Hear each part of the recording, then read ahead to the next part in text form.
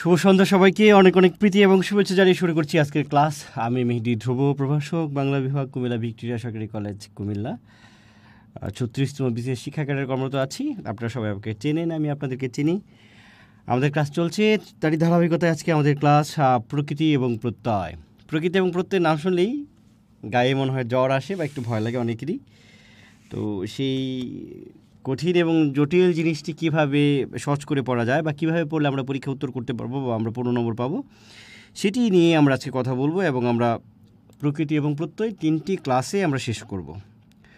আপনার ক্লাসে জয়েন করেছেন কারা কারা, কেমন আছেন আমাকে একটু জানাবেন। কথা শোনা যাচ্ছে কিনা, আপনারা আমাকে দেখতে পাচ্ছেন কিনা, সব কিছু ঠিক আছে কিনা একটু কমেন্ট করুন।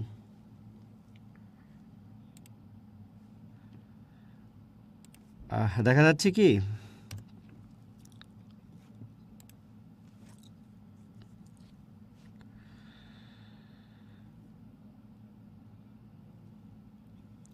আমি লিঙ্কটি ওপেন করছি আপনাদের কমেন্ট পড়ার জন্য।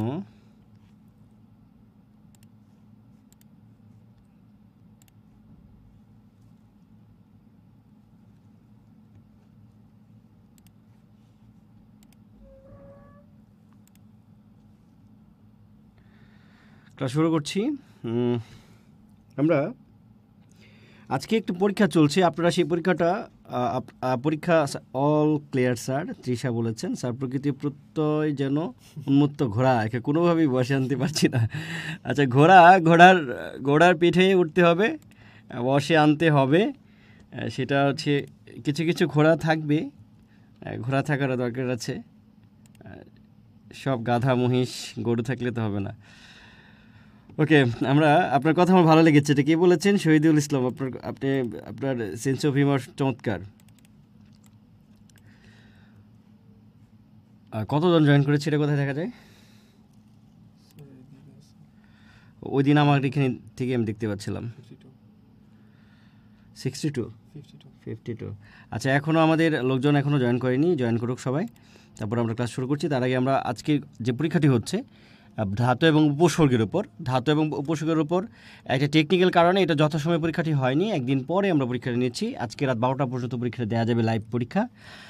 আমার বিশ্বাস আপনারা পরীক্ষাটা দিচ্ছেন এবং আপনারা পরীক্ষাটায় যারা ক্লাস করেছিলেন প্রকৃতি এবং উপসর্গ এবং ধাতুর যে ক্লাস করেছেন যারা, তারা সবাই আমার ধারণা বা আমার বিশ্বাস আপনারা সেটা উত্তর করতে পেরেছেন। তো আজ রাত 12টা পর্যন্ত আমাদের সেই পরীক্ষাটি চলবে। আপনারা সেই পরীক্ষাটি দিবেন এবং খুব ভালো নম্বর পাবেন বলে আমার বিশ্বাস। আর এই যে ক্লাসগুলো নিচ্ছি, সেই ক্লাসগুলোর উপর যে পরীক্ষাগুলো হচ্ছে, সেগুলো আপনি ক্লাসটা কতটা বুঝতে পেরেছেন বা আপনার কন্টেন্টটা ক্লিয়ার কিনা, আপনার বেসিকটা ক্লিয়ার কিনা হয়েছে কিনা, কিংবা আপনার ধারণাটা কতটা পরিষ্কার, সেটা জানার জন্য কিন্তু অনেক আননোন বানিয়ে এগুলো যে প্রশ্নগুলো করছি সবগুলি কিন্তু একেবারে মৌলিক প্রশ্ন। সেগুলো আপনারা এখানে সেখানে বই, পুস্তক, গাইড এখানে সেখানে নানান কোনো জায়গায় পাবেন না। যারা ক্লাস করেছেন বা যাদের বেসিকটা ক্লিয়ার আছে, তো তারাই এই উত্তরগুলো করতে পারছেন। যে কারণে হঠাৎ করে কেউ যদি পরীক্ষা দিতে আসেন, তখন কিন্তু আপনার কাছে পরীক্ষাটি এটা কঠিন মনে হয় এবং বলেন যে এটা কী প্রশ্ন করেছেন, এরকম প্রশ্ন তো পরীক্ষায় আসে না, এরকম মনে হয়। কিন্তু যারা ক্লাস করেন তারা কিন্তু আবার হ্যাপি। তো আমরা শুরু করছি আমাদের ক্লাস। তো প্রকৃতি প্রত্যয়ের ক্লাসটি যা শুরু থেকে সবাই থাকলে ভালো হতো, কারণ এখানে কিছু শব্দের সাথে আমাদের পরিচয় হওয়ার দরকার আছে। ঠিক আছে? তো প্রথমেই প্রকৃতি প্রত্যয় সম্পর্কে যে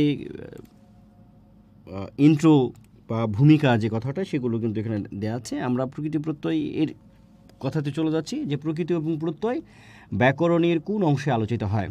প্রকৃতি এবং প্রত্যয় ব্যাকরণের কোন অংশে আলোচিত হয়? শব্দতত্ত্বে আলোচিত হয়, সেটা আপনারা জানেন। শব্দতত্ত্বে আলোচিত হচ্ছে সেটা আপনারা সেটা জানেন। তো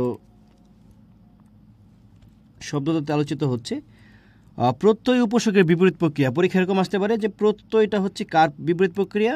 উপসর্গের বিপরীত প্রক্রিয়া। উপসর্গকে বলা হয়, বাংলা একাডেমি বলেছে, বাংলা একাডেমির মতে প্রত্যয়ের আরেক নাম হচ্ছে অন্তঃপ্রত্যয়। অন্তের আরেক নাম কি? অন্তঃপ্রত্যয়। যেহেতু উপসর্গের নাম দিয়েছে আদ্য প্রত্যয়, অর্থাৎ বাংলা একাডেমি উপসর্গকে বলছে উপসর্গকে তারা বলছেন বাংলা একাডেমি যে এটা হচ্ছে আদ্য প্রত্যয়। আদ্য মানে হচ্ছে শুরুতে বা প্রথমে, আদ্য প্রত্যয়। আর প্রত্যয়কে বলছেন, প্রত্যয় বলতে আমরা যেটাকে চিনি সেটাকে তারা বলছেন অন্ত। অন্ত মানে শেষ, অন্ত মানে কি শেষ, সেটা বলছে অন্ত প্রত্যয়। ঠিক আছে? তো এই কথাটা অবশ্য ঠিক আছে, কারণ হচ্ছে আমরা দেখব যে যেটা উপসর্গ সেটাই যদি কোনো শব্দের শেষে বসে সেটা কিন্তু প্রত্যয় হয়ে যায়। তো সেই আলোকে আমরা একটু দেখি আর এখান থেকে কী বলা আছে যে বাংলা একাডেমির মতে প্রত্যয়ের আরেক নাম অন্তঃপ্রত্যয়, আর উপসর্গকে বাংলা একাডেমি বলছে আদ্য প্রত্যয়। প্রকৃতি ও প্রত্যয় কৃত প্রত্যয় সাধিত শব্দ। প্রকৃতি সমান হচ্ছে প্রযোগ ক্রিযুক্তি, প্রত্যয় মানে হচ্ছে প্রতিযোগ ই যোগ অ। এইখানে হচ্ছে প্রটা হচ্ছে উপসর্গ কিন্তু, আর এই প্রতিটা কিন্তু উপসর্গ। ঠিক আছে, এটা হচ্ছে উপসর্গ, এই প্রতিটা উপসর্গ আর এই প্রটা হচ্ছে উপসর্গ।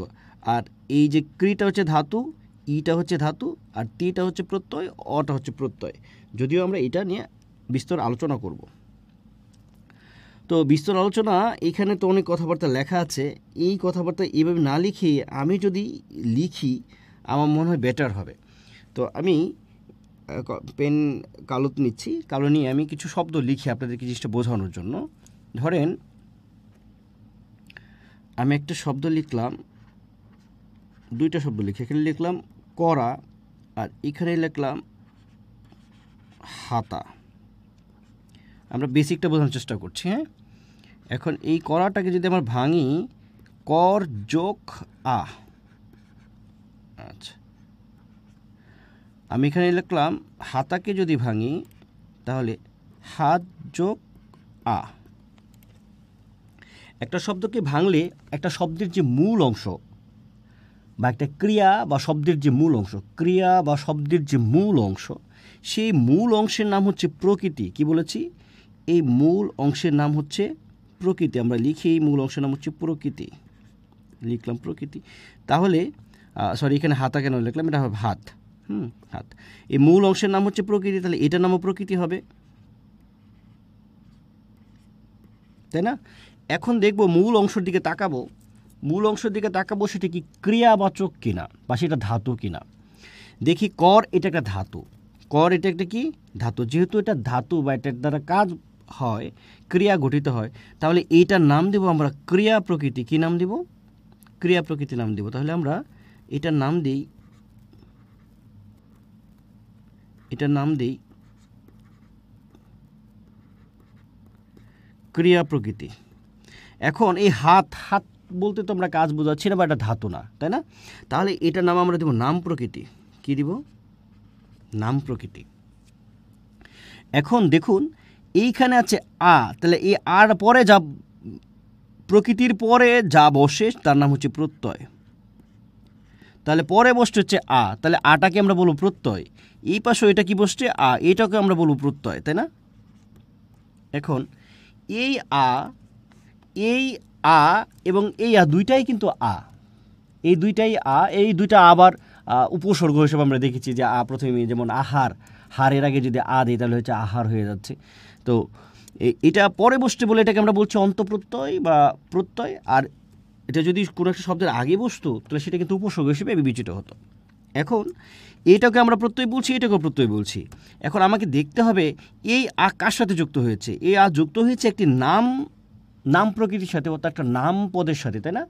যেহেতু নাম পদের সাথে যুক্ত হয়েছে এই জন্য এটার নাম হবে তদ্ধিত প্রত্যয়, তদ্ধিত প্রত্যয়। আর এটা যেহেতু কাজের সাথে যুক্ত হয়েছে এটার নাম হচ্ছে কৃত প্রত্যয়।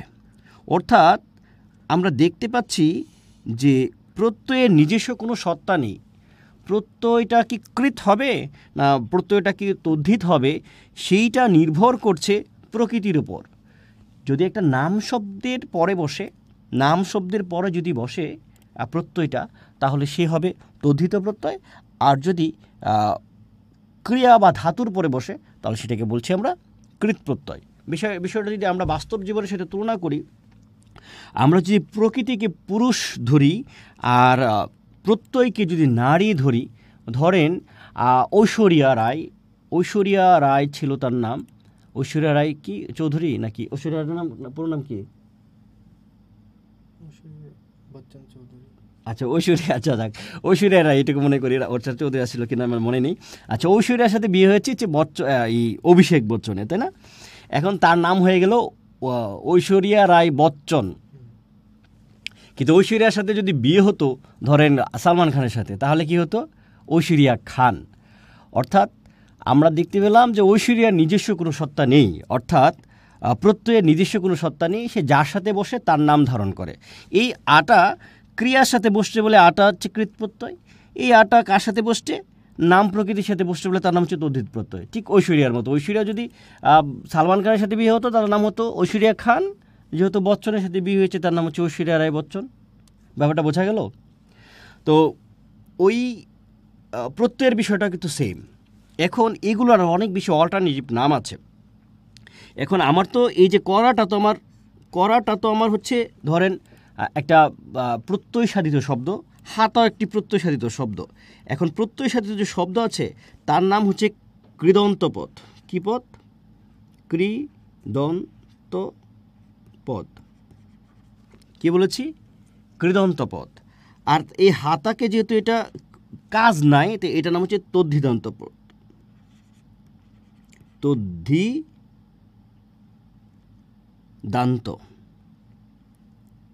কাটি, তদ্ধিদান্ত পদ।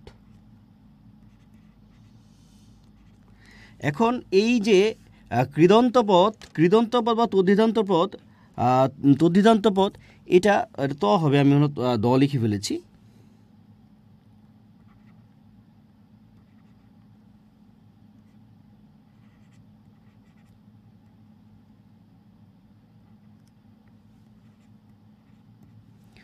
তদ্ধিদান্ত পদ, হ্যাঁ।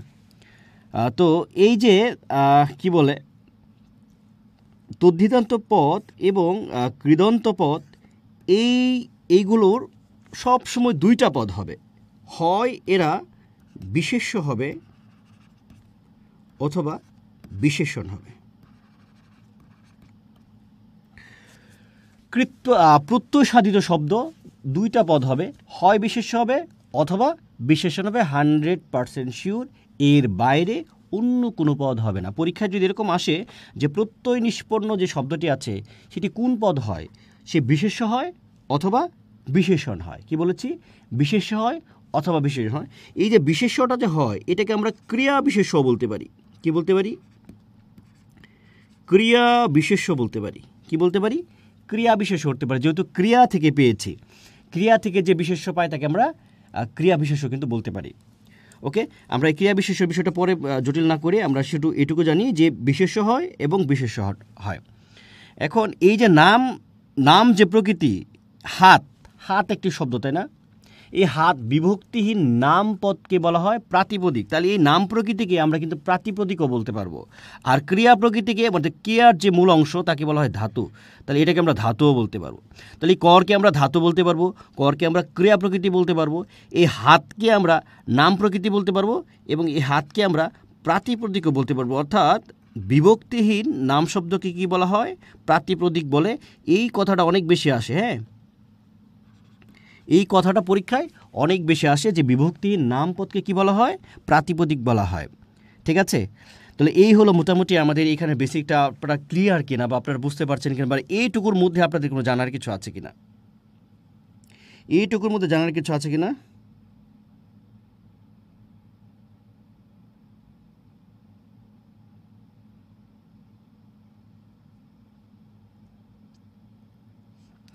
আচ্ছা, বানান নিয়ে কি জানি একজন প্রশ্ন করেছেন যে সঠিক বানানে ঘুষ না হয়ে ঘুষ হলো, তাহলে আয়ের পরে দন্তস্ব অন্যস্বরে মূর্ধন্য এটার কি হবে? আচ্ছা, এইটা হচ্ছে আপনার তৎসম শব্দের জন্য প্রযোজ্য, কিন্তু সেটা আপনার বিদেশি শব্দ যদি হয়, বিদেশি শব্দে কিন্তু মূর্ধন্য স হবে না। বিদেশি শব্দে কী হবে? বিদেশি শব্দে দন্তস্ব হবে। সেটা কোনো নিয়মকানুন কিছুই মানবে না। আপনি যদি এতে সার্চ করেন, ডিকশনারিতে সার্চ করেন, দেখবেন যে ঘুষ শব্দটি নিশ্চয়ই সেটা আরবি, ফার্সি বা অন্য কোনো ভাষার শব্দ, 100% শব্দ। সেটা চেক করে, ধরেন আমি একটু চেক করে দেখি সেটা কী শব্দ।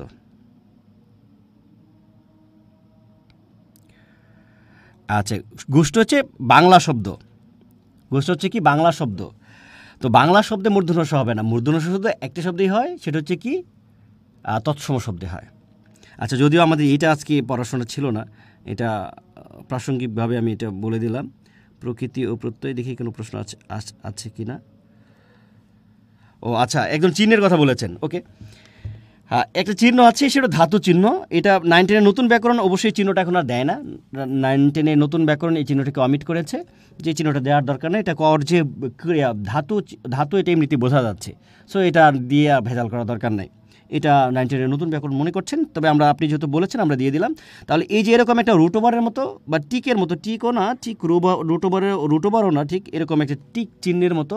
আর টিকটক তো এই যে এরকম হয়, এরকমও না, মানে এটা ধাতু চিহ্ন আর কি। তো এই ধাতু চিহ্নটা আমরা ধাতুর মধ্যে দিই, মানে এটা যে ধাতু এটা বোঝানোর জন্য। আচ্ছা, ধাতুর বোঝানোর জন্য এই চিহ্নটা কেন দিতে হবে? কারণ আপনার কোনটা নামপদ কোনটা ধাতু, এইটা যেহেতু তৎসম শব্দ থেকে, সংস্কৃত থেকে অনেক বেশি আসছে, এবং এই ধাতুর পরিমাণ এত বেশি, আমরা ওই যে ধাতুর ক্লাসে আমরা পড়েছিলাম 1500-র মতো, মনে আছে? এবং সেই ধাতুকে মনে রাখার জন্য তাদের বানান অনুযায়ী 20টা শ্রেণীতে বিভক্ত করা হয়েছিল, মনে আছে? সেটার পরীক্ষাটা কিন্তু আজকে হচ্ছে। তো যে কারণে একজন মানুষের পক্ষে বা আমাদের পক্ষে খুব সহজ কোনো ব্যাপার না যে কোনটা ধাতু কোনটা এই মনে রাখার জন্য, যে কারণে বলেছে যেগুলো ধাতু সেগুলোর জন্য এরকম একটা চিহ্ন দেন, ধাতুর চিহ্ন দেন। তো এই হলো মোটামুটি বেসিক। তো বেসিকটাই এখানে নতুন করে লেখা আছে, সেগুলো আমরা একটু দেখি। যে প্রকৃতি অর্থ মূল, শব্দের মূল অংশকে প্রকৃতি বলে। প্রকৃতি দুই প্রকার, নাম প্রকৃতি, ক্রিয়া প্রকৃতি। নাম প্রকৃতি বিভক্তির নামপদকে প্রাতিপদিক বলে। আমরা বলেছিলাম যে নাম প্রকৃতির এক নাম হচ্ছে প্রাতিপদিক, আর প্রাতিপদিকের সঙ্গে প্রত্যয় যুক্ত হলে সেই প্রাতিপদিককে নাম, প্রাতিপদিকের নাম কি বলে গেছি, প্রাতিপদিকের সঙ্গে প্রত্যয় যুক্ত হলে সেই প্রাতিপদিককে নাম প্রকৃতি বলে। একই কথা, যেমন হাত যোগ হাতা, এখানে এখানে এখানে এখানে এই হাত হলো একটি প্রকৃতি, এটা আমরা অলরেডি পড়ে ফেলেছি। ক্রিয়া প্রকৃতি ক্রিয়াপদের মূল অংশকে ধাতু বলে, আর ধাতুর সঙ্গে প্রত্যয় যুক্ত হলে সেই ধাতুকে ক্রিয়া প্রকৃতি বলে। যেমন করা, কর্যকা, এটা একই সঙ্গে ধাতু, একই সঙ্গে ক্রিয়া প্রকৃতি। তার প্রত্যয় দুই প্রকার, কৃত প্রত্যয়, তদ্ধিত প্রত্যয়, আমরা অলরেডি আলোচনা করে ফেলেছি। কৃত প্রত্যয় কী সেটা আমরা আলোচনা করেছি, কৃদন্ত পদ আমরা আলোচনা করেছি, তদ্ধিত প্রত্যয় কী সেটাও আলোচনা করেছি, সেটা এখানে বিশ্লেষণ করে দেওয়া আছে। তদ্ধিতান্ত পদ এটাও আমরা আলোচনা করেছি। অপশ্রুতি কি এটা আমরা আলোচনা করি নাই, এখন এটা একটু ভালো করে বুঝতে হবে। এই যে কথাটা পরীক্ষায় অনেক বেশি আসবে, এই অপশ্রুতিটা অনেক ইম্পর্টেন্ট, অপশ্রুতিটা অনেক বেশি ইম্পর্টেন্ট। আচ্ছা, প্রকৃতি প্রত্যয়ের যে বেসিকটা আমি দিলাম যে কোনটার নাম কি, এইটা কি আপনারা বুঝতে পেরেছেন? সবাই একটু বলেন তো।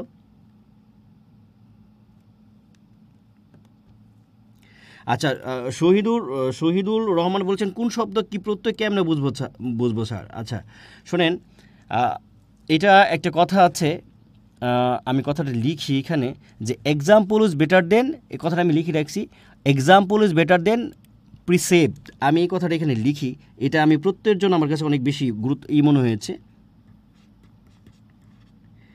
Example is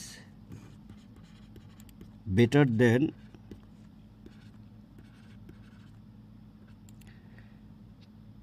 precept. আমি এটাকে ঘুরায় বলবো যে এক্সাম্পল ইজ বেটার দেন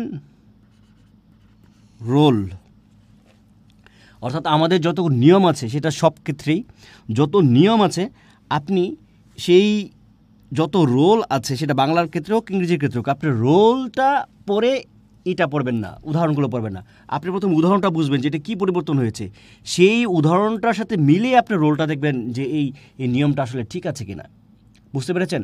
যত বেশি উদাহরণ আপনি প্র্যাকটিস করবেন, তত বেশি বিষয়গুলো আপনার কাছে ক্লিয়ার হবে।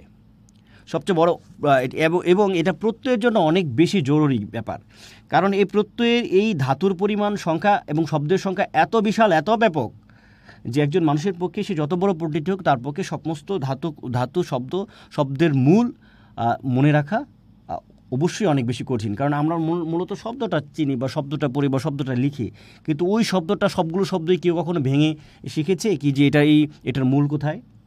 যে কারণে আমাদের যে কাজটা করতে হবে, আমি যে লেকচারে যেগুলো পড়াবো, আমি এখন যেগুলো পড়াবো এবং বা প্রচলিত বইয়ে যেগুলো আছে, সেই বিষয়গুলো যদি খুব ভালোভাবে প্র্যাকটিস করেন আপনি, তাহলে আপনার মধ্যে এক ধরনের অভিজ্ঞতা, এক ধরনের আপনার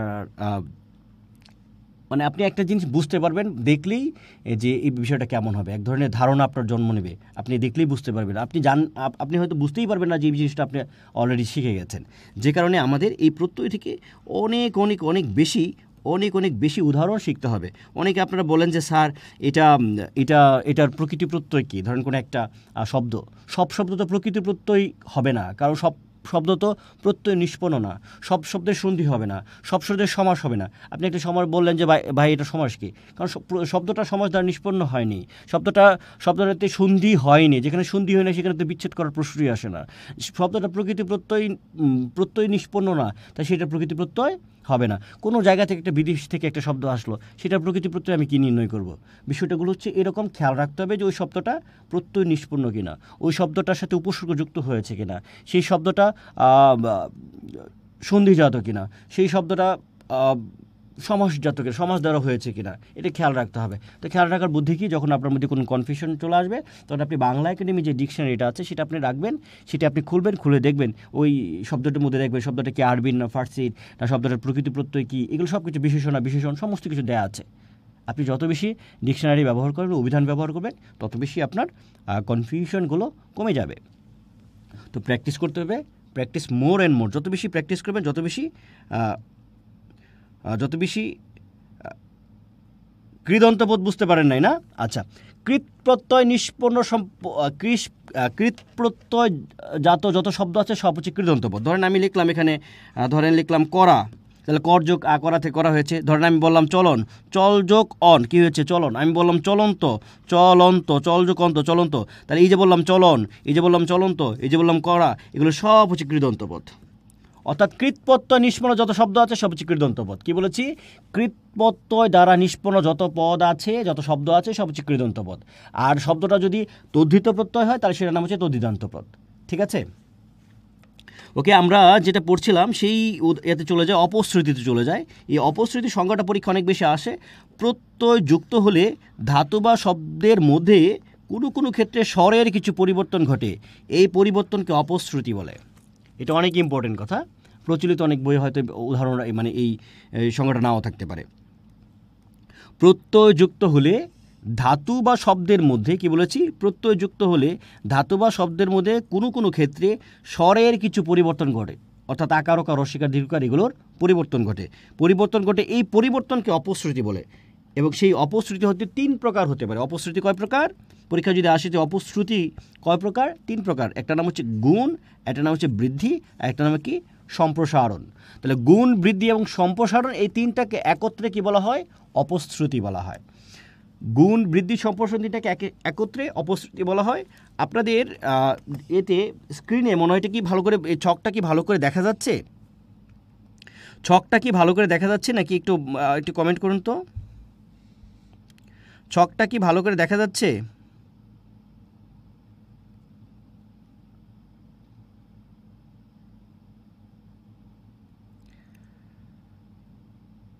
দেখা যাচ্ছে? দেখা গেলে একটু বলুন। আশা করি দেখা যাচ্ছে। হ্যাঁ, দেখা না যাওয়ার তো কোনো কথা না, দেখা যাচ্ছে। হ্যাঁ, দেখা যাচ্ছে। ওকে, আমরা দেখেন গুণ জিনিসটা কি। রস্বই এবং দীর্ঘই স্থানে যদি এ হয়, কি বলেছি? রস্বই এবং দীর্ঘ স্থানে যদি এ হয় তখন সেটাকে আমরা বলছি গুণ। ধরেন এখানে আমি বললাম চিন যোগ আ, কি হয়েছে? চেনা। তাহলে এইখানে ছিল রস্বই, কিন্তু দেখেন তো শব্দটা নিষ্পন্ন হওয়ার পর এটা কি হয়ে গেছে? রস্বই আর নাই, কি হয়ে গেছে? একার হয়ে গেছে, ইটা হয়ে গেছে এ। তাহলে রস্বই এবং দীর্ঘই যখন এদের নিযোগ আ থেকে হচ্ছে কি নেয়া, এখানে ছিল দীর্ঘই কিন্তু এখানে হয়েছে এ। তাহলে যখন ধাতুতে মনে করেন রস্বই দীর্ঘই ছিল, কিন্তু যখন শব্দটা নিষ্পন্ন হলো অর্থাৎ তখন সেখানে যদি আপনার চেঞ্জ হয়ে এ হয়ে যায়, বানানে, এটা জাস্ট বানান, স্বর চেঞ্জ হবে, স্বর যদি চেঞ্জ হয়ে যায় তখন সেটাকে আমরা বলছি গুণ। কি বলছি? গুণ। দেখেন রস্বই দীর্ঘই ছিল কোথায়? এই যে এখানে রস্বই আর এখানে কি দীর্ঘই, কিন্তু এখানে যে শব্দটা হলো চেনা, এখানে হয়ে গেল এ, এখানে নেওয়া, এখানে হয়ে গেল এ। তাহলে রস্বই দীর্ঘই যখন এ হয় তখন সেটাকে আমরা হচ্ছে গুণ। তাহলে বৃদ্ধিটা কি? তাহলে বৃদ্ধিটা একই জিনিস থাকবে, রস্বই দীর্ঘই মধ্যে এ হয়েছে না, তাহলে এর মাথার মধ্যে এরকম একটা কি বসবে, মানে হাতির হাতির সুরের মতো একটা সুর দিয়ে দিই, অর্থাৎ ওই, অর্থাৎ ই এবং রস্বই এবং দীর্ঘই ঠিক আছে। এখানে আগে ছিল এ, এখানে এ হবে না, এখানে কি হবে ওই। যখন ই এবং রস্বই এবং দীর্ঘের সাথে যখন ওই হয়ে যায় তখন সেটাকে বলা হচ্ছে বৃদ্ধি। আপনি গুণ মনে রাখলে কি মনে রাখতে পারবেন? বৃদ্ধি মনে রাখতে পারবেন। আপনি শুধু যদি মনে করেন গুণটা আপনি মনে রেখেছেন যে রস্বই দীর্ঘ এর স্থলে এ হয়, তখন সেটাকে বলা হচ্ছে গুণ। তাহলে এটা এর জায়গা শুধু ওই দিলেই হয়ে যাবে কি? বৃদ্ধি। বুঝতে পেরেছেন? তাহলে আমরা একটু দেখি, শিশু যোগ অ কি হয়েছে? শৈশব। শিশু যোগ অ হয়ে গেছে কি? শৈশব। তো শিশুতে ছিল এখানে রস্বই, কি ছিল? রস্বই, কিন্তু আপনি দেখেন এইখানে যে শব্দটা হলো এখানে কি হলো? ওই হয়ে গেল। তা রস্বই জায়গা তো ওই হয়ে গেল শৈশব। তো এই রস্বই জায়গা বা দীর্ঘ জায়গা যখন ওই হবে তখন সেটাকে আমরা বলবো বৃদ্ধি, আর রস্বই দীর্ঘ জায়গা যখন এ হবে তখন সেটাকে আমরা বলবো গুণ। এবার দেখেন রস্ব এবং দীর্ঘর জায়গা যদি ও হয়, রস্ব এবং দীর্ঘ যখন ও হয় সেটা আমরা গুণ বলবো। যেমন ধু যোগ আ সমান কি? ধোয়া। এই ধোয়ার মধ্যে কি ছিল? রস্ব ছিল, কিন্তু ধোয়া আমার যে শব্দটা হলো সেখানে দেখেন ও হয়ে গেছে। তাহলে বৃদ্ধিটাও সেম কাহিনী ঘটবে। রস্য এবং দীর্ঘর জায়গা তখন এখানে কী হয়ে যাবে? ও হয়ে যাবে। দেখুন যুব এখানে ছিল কি? রস্য, আর এখানে এলো যৌবন, এখানে হয়ে যাচ্ছে কি? ও। তাহলে রস্য এবং দীর্ঘ স্থানে যখন ও হবে তখন সেটাকে আমরা বলবো গুণ, এবং রস্য এবং দীর্ঘ স্থানে যখন ও হবে তখন সেটাকে আমরা বলবো বৃদ্ধি। তারপরে রিয়ের স্থানে যখন অর হয়ে যাবে তখন সেটাকে আমরা বলবো গুণ। দেখেন এই যে রিচ এখানে ছিল রিকার ক্রি, হ্যাঁ, তো এই কির জায়গা থেকে কি হচ্ছে? কর। এই যে কর, এখানে যদি কর্তার মধ্যে প্রথমে কী আছে? কর। তাহলে কি হয়েছে? কর না, ঠিক এই কর সাথে যে অ আছে এই অটা নিলাম, আর পরের যে র আছে সেটা নিয়েছি, এলো অর। তাহলে রির সাথে যদি অর হয় সেটাকে হয়ে যাবে গুণ। তাহলে বৃদ্ধিটা হবে আর একটু বেশি, তাহলে রির স্থানে কী হয়ে যাবে? আর। অর হলে গুণ, আর হলে বৃদ্ধি। আর যদি ও হয় তাহলে হচ্ছে গুণ, আর যদি ও হয় তাহলে বৃদ্ধি। যদি এ হয় তাহলে সেটা হচ্ছে গুণ, আর যদি ওই হয় তাহলে সেটা কি? বৃদ্ধি। আশা করি বুঝতে পেরেছেন। আর বৃদ্ধির মধ্যে আরেকটা বেশি আছে, যে অর স্থানে যদি আ যখন হবে সেটাকে আমরা বৃদ্ধি বলছি। যেমন পচ যোগ অক থেকে কী হয়েছে কি? পাচক। পর সাথে একটা কী ছিল? আ। পর সাথে একটা কী ছিল? অ। প একটা অ আছে, কিন্তু এখানে দেখেন পাচকে কি গেছে? পর সাথে আ চলে আসছে। তাহলে অ যখন আ হয়ে যাচ্ছে সেটাকে আমরা বলছি বৃদ্ধি। অ যখন আ হচ্ছে সেটাকে আমরা বৃদ্ধি বলছি। রস্বই এবং দীর্ঘই যখন রস্বই এবং দীর্ঘ যখন এ হচ্ছে সেটাকে আমরা গুণ বলছি। আশা করি আপনারা এটা বুঝতে পেরেছেন। একেবারে ইজি, কিন্তু আপনারা এই ছকটা স্ক্রিনশট দিয়ে রাখেন অথবা নোট করে রাখেন, বা পরবর্তী যখন ক্লাস থাকবে তখন আপনারা এখানে দেখে টেনে আস্তে আস্তে নোট করে নিতে পারবেন। তাহলে সম্প্রসারণটা কি? সম্প্রসারণের সাথে এটার সাথে মেলানো যাবে না। আমরা এটা ওখানে দেখি। সম্প্রসারণ হচ্ছে যখন এখানে কিন্তু দেখেন এটার মধ্যে এগুলো এই যে গুণ এবং বৃদ্ধি, এখানে সব হচ্ছে স্বরের একটা ব্যাপার ছিল, স্বর। কিন্তু এখানে শুধু স্বর মানে স্বরধ্বনি থাকবে না, এখানে কিন্তু ব্যঞ্জন ধ্বনিও কিন্তু চেঞ্জ হয়ে যাচ্ছে। দেখেন এখানে ব ছিল, বর স্থানে যখন উ হয়ে যাবে কি যাবে? বর স্থানে যখন উ হয়ে যাবে। দেখুন বচযুক্ত এখানে ছিল ব, কিন্তু আপনি যখন শব্দটা হলো এখানে আর ব নাই, হয়ে গেছে উ, হয়ে গেছে উক্ত। তাহলে বস যুক্ত সমান কি? উক্ত। বস যুগ সমান হচ্ছে বক্ত হওয়ার কথা ছিল, তাই না? যদি বক্ত তাহলে সব ঠিক ছিল, কিন্তু বচ যুক্ত বচের জায়গায় কী হয়ে গেলো? ও। যখন বচের জায়গায় যখন উ হয়ে যায় তখন সেটাকে বলা হয় সম্প্রসারণ।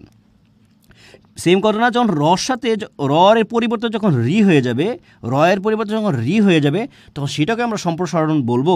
দেখেন এই যে গ্রহ এখানে একটা রফলা ছিল, রফলা যে কথা র একই কথা, একটা রফলা ছিল, কিন্তু এটা দ্বারা যখন শব্দটা নিষ্পন্ন হলো তখন দেন গৃহী এখানে কি চলে আসলো? রিকার। অর্থাৎ রর পরিবর্তে হয়ে গেল কি? রি। তা রর পরিবর্তন যখন রি হবে, পরীক্ষায় আপনাদের কীভাবে আসবে? এভাবে প্রশ্ন আসবে যে রর জায়গায় যখন রি হয় তখন তাকে কি বলা হয়? সম্প্রসারণ, গুণ, বৃদ্ধি, আরেকটা কিছু উপধা বা এর নানান কিছু একটা দিয়ে দিবে। বুঝতে পেরেছেন? এখন হচ্ছে জ্বর স্থানে যখন রস্বই হবে কি? জ্বর জায়গায় যখন রস্বই হয়ে যায় তখন সেটাকেও সম্প্রসারণ বলা হয়। দেখেন যশ যুক্তি এখানে কি ছিল? জ। তি এখানে কি ছিল? ওইটা না, এই জটা এখানে সে কী হয়ে গেল? রস্বই হয়ে গেলো। তাহলে জ্বর জায়গায় কী হয়ে গেলো? রস্বই হয়ে গেল। জ্বর জায়গায় যখন রস্বই হয়ে যায়, যশ যুক্তি যষ্টি হলে মনে ঠিক ছিল, তাই না? কিন্তু যষ্টি তো হলো না, কী হয়ে গেছে? ইষ্টি। তাহলে জ্বর জায়গায় কী হয়ে গেলো? রস্যইটা হয়ে গেল। এখানে জ্বরটা ছিল প্রথম, কিন্তু এখানে প্রথমে জ্বর নাই, হয়ে গেছে ই। তাহলে জ্বর জায়গায় যখন ই হয় তখন সেটাকেও বলা হয় সম্প্রসারণ। তাহলে সম্প্রসারণ গুণ বৃদ্ধি আপনারা সহজে মনে রাখতে পারবেন। এই যে দেখেন এখানে কিন্তু একটা ব্যঞ্জনের ব্যাপার আছে, এখানে কিন্তু ব্যঞ্জনের ব্যাপার আছে, এখানে কিসের ব্যাপার আছে? ব্যঞ্জনের ব্যাপার আছে। কিন্তু আপনি এইখানে কোথাও ব্যঞ্জন পাবেন না। আপনি সম্প্রসারণটা খুব ইজিলি মনে রাখতে পারবেন। ধরুন পরীক্ষা আপনার এরকম আসলো যে জয়ের স্থানে যখন ই হয়, তখন তাকে কী বলা হয়? তখন আপনার এই জ এবং ই বলে দিবে যেটা সম্প্রসারণ। কীভাবে বলে দেবে? আপনি যখন তাকায় দেখবেন যে এখানে একটা কী আছে, ব্যঞ্জন আছে। যখনই দেখবেন ব্যঞ্জন, তখনই আপনি কী দিয়ে দেবেন? সম্প্রসারণ উত্তর দিয়ে দেবেন। আপনার পরীক্ষা আসলো যে রয়ের সঙ্গে যখন রিকার হয়, তখন আপনি দুটো দিকে তাকায় দেখলেন যেখানে একটা কী আছে, ব্যঞ্জন আছে, ওকে, চোখ বন্ধ করে আর কোনো চিন্তা না করে কী দিয়ে দেবেন? সম্প্রসারণ দিয়ে দেবেন অপশনে। আপনার আসলো যে ব এবং রস, তখন আপনি কি করবেন? আপনি দেখবেন যে ব পেয়েছি, তার মানে এটা কী হবে? সম্প্রসারণ হবে। ঠিক আছে।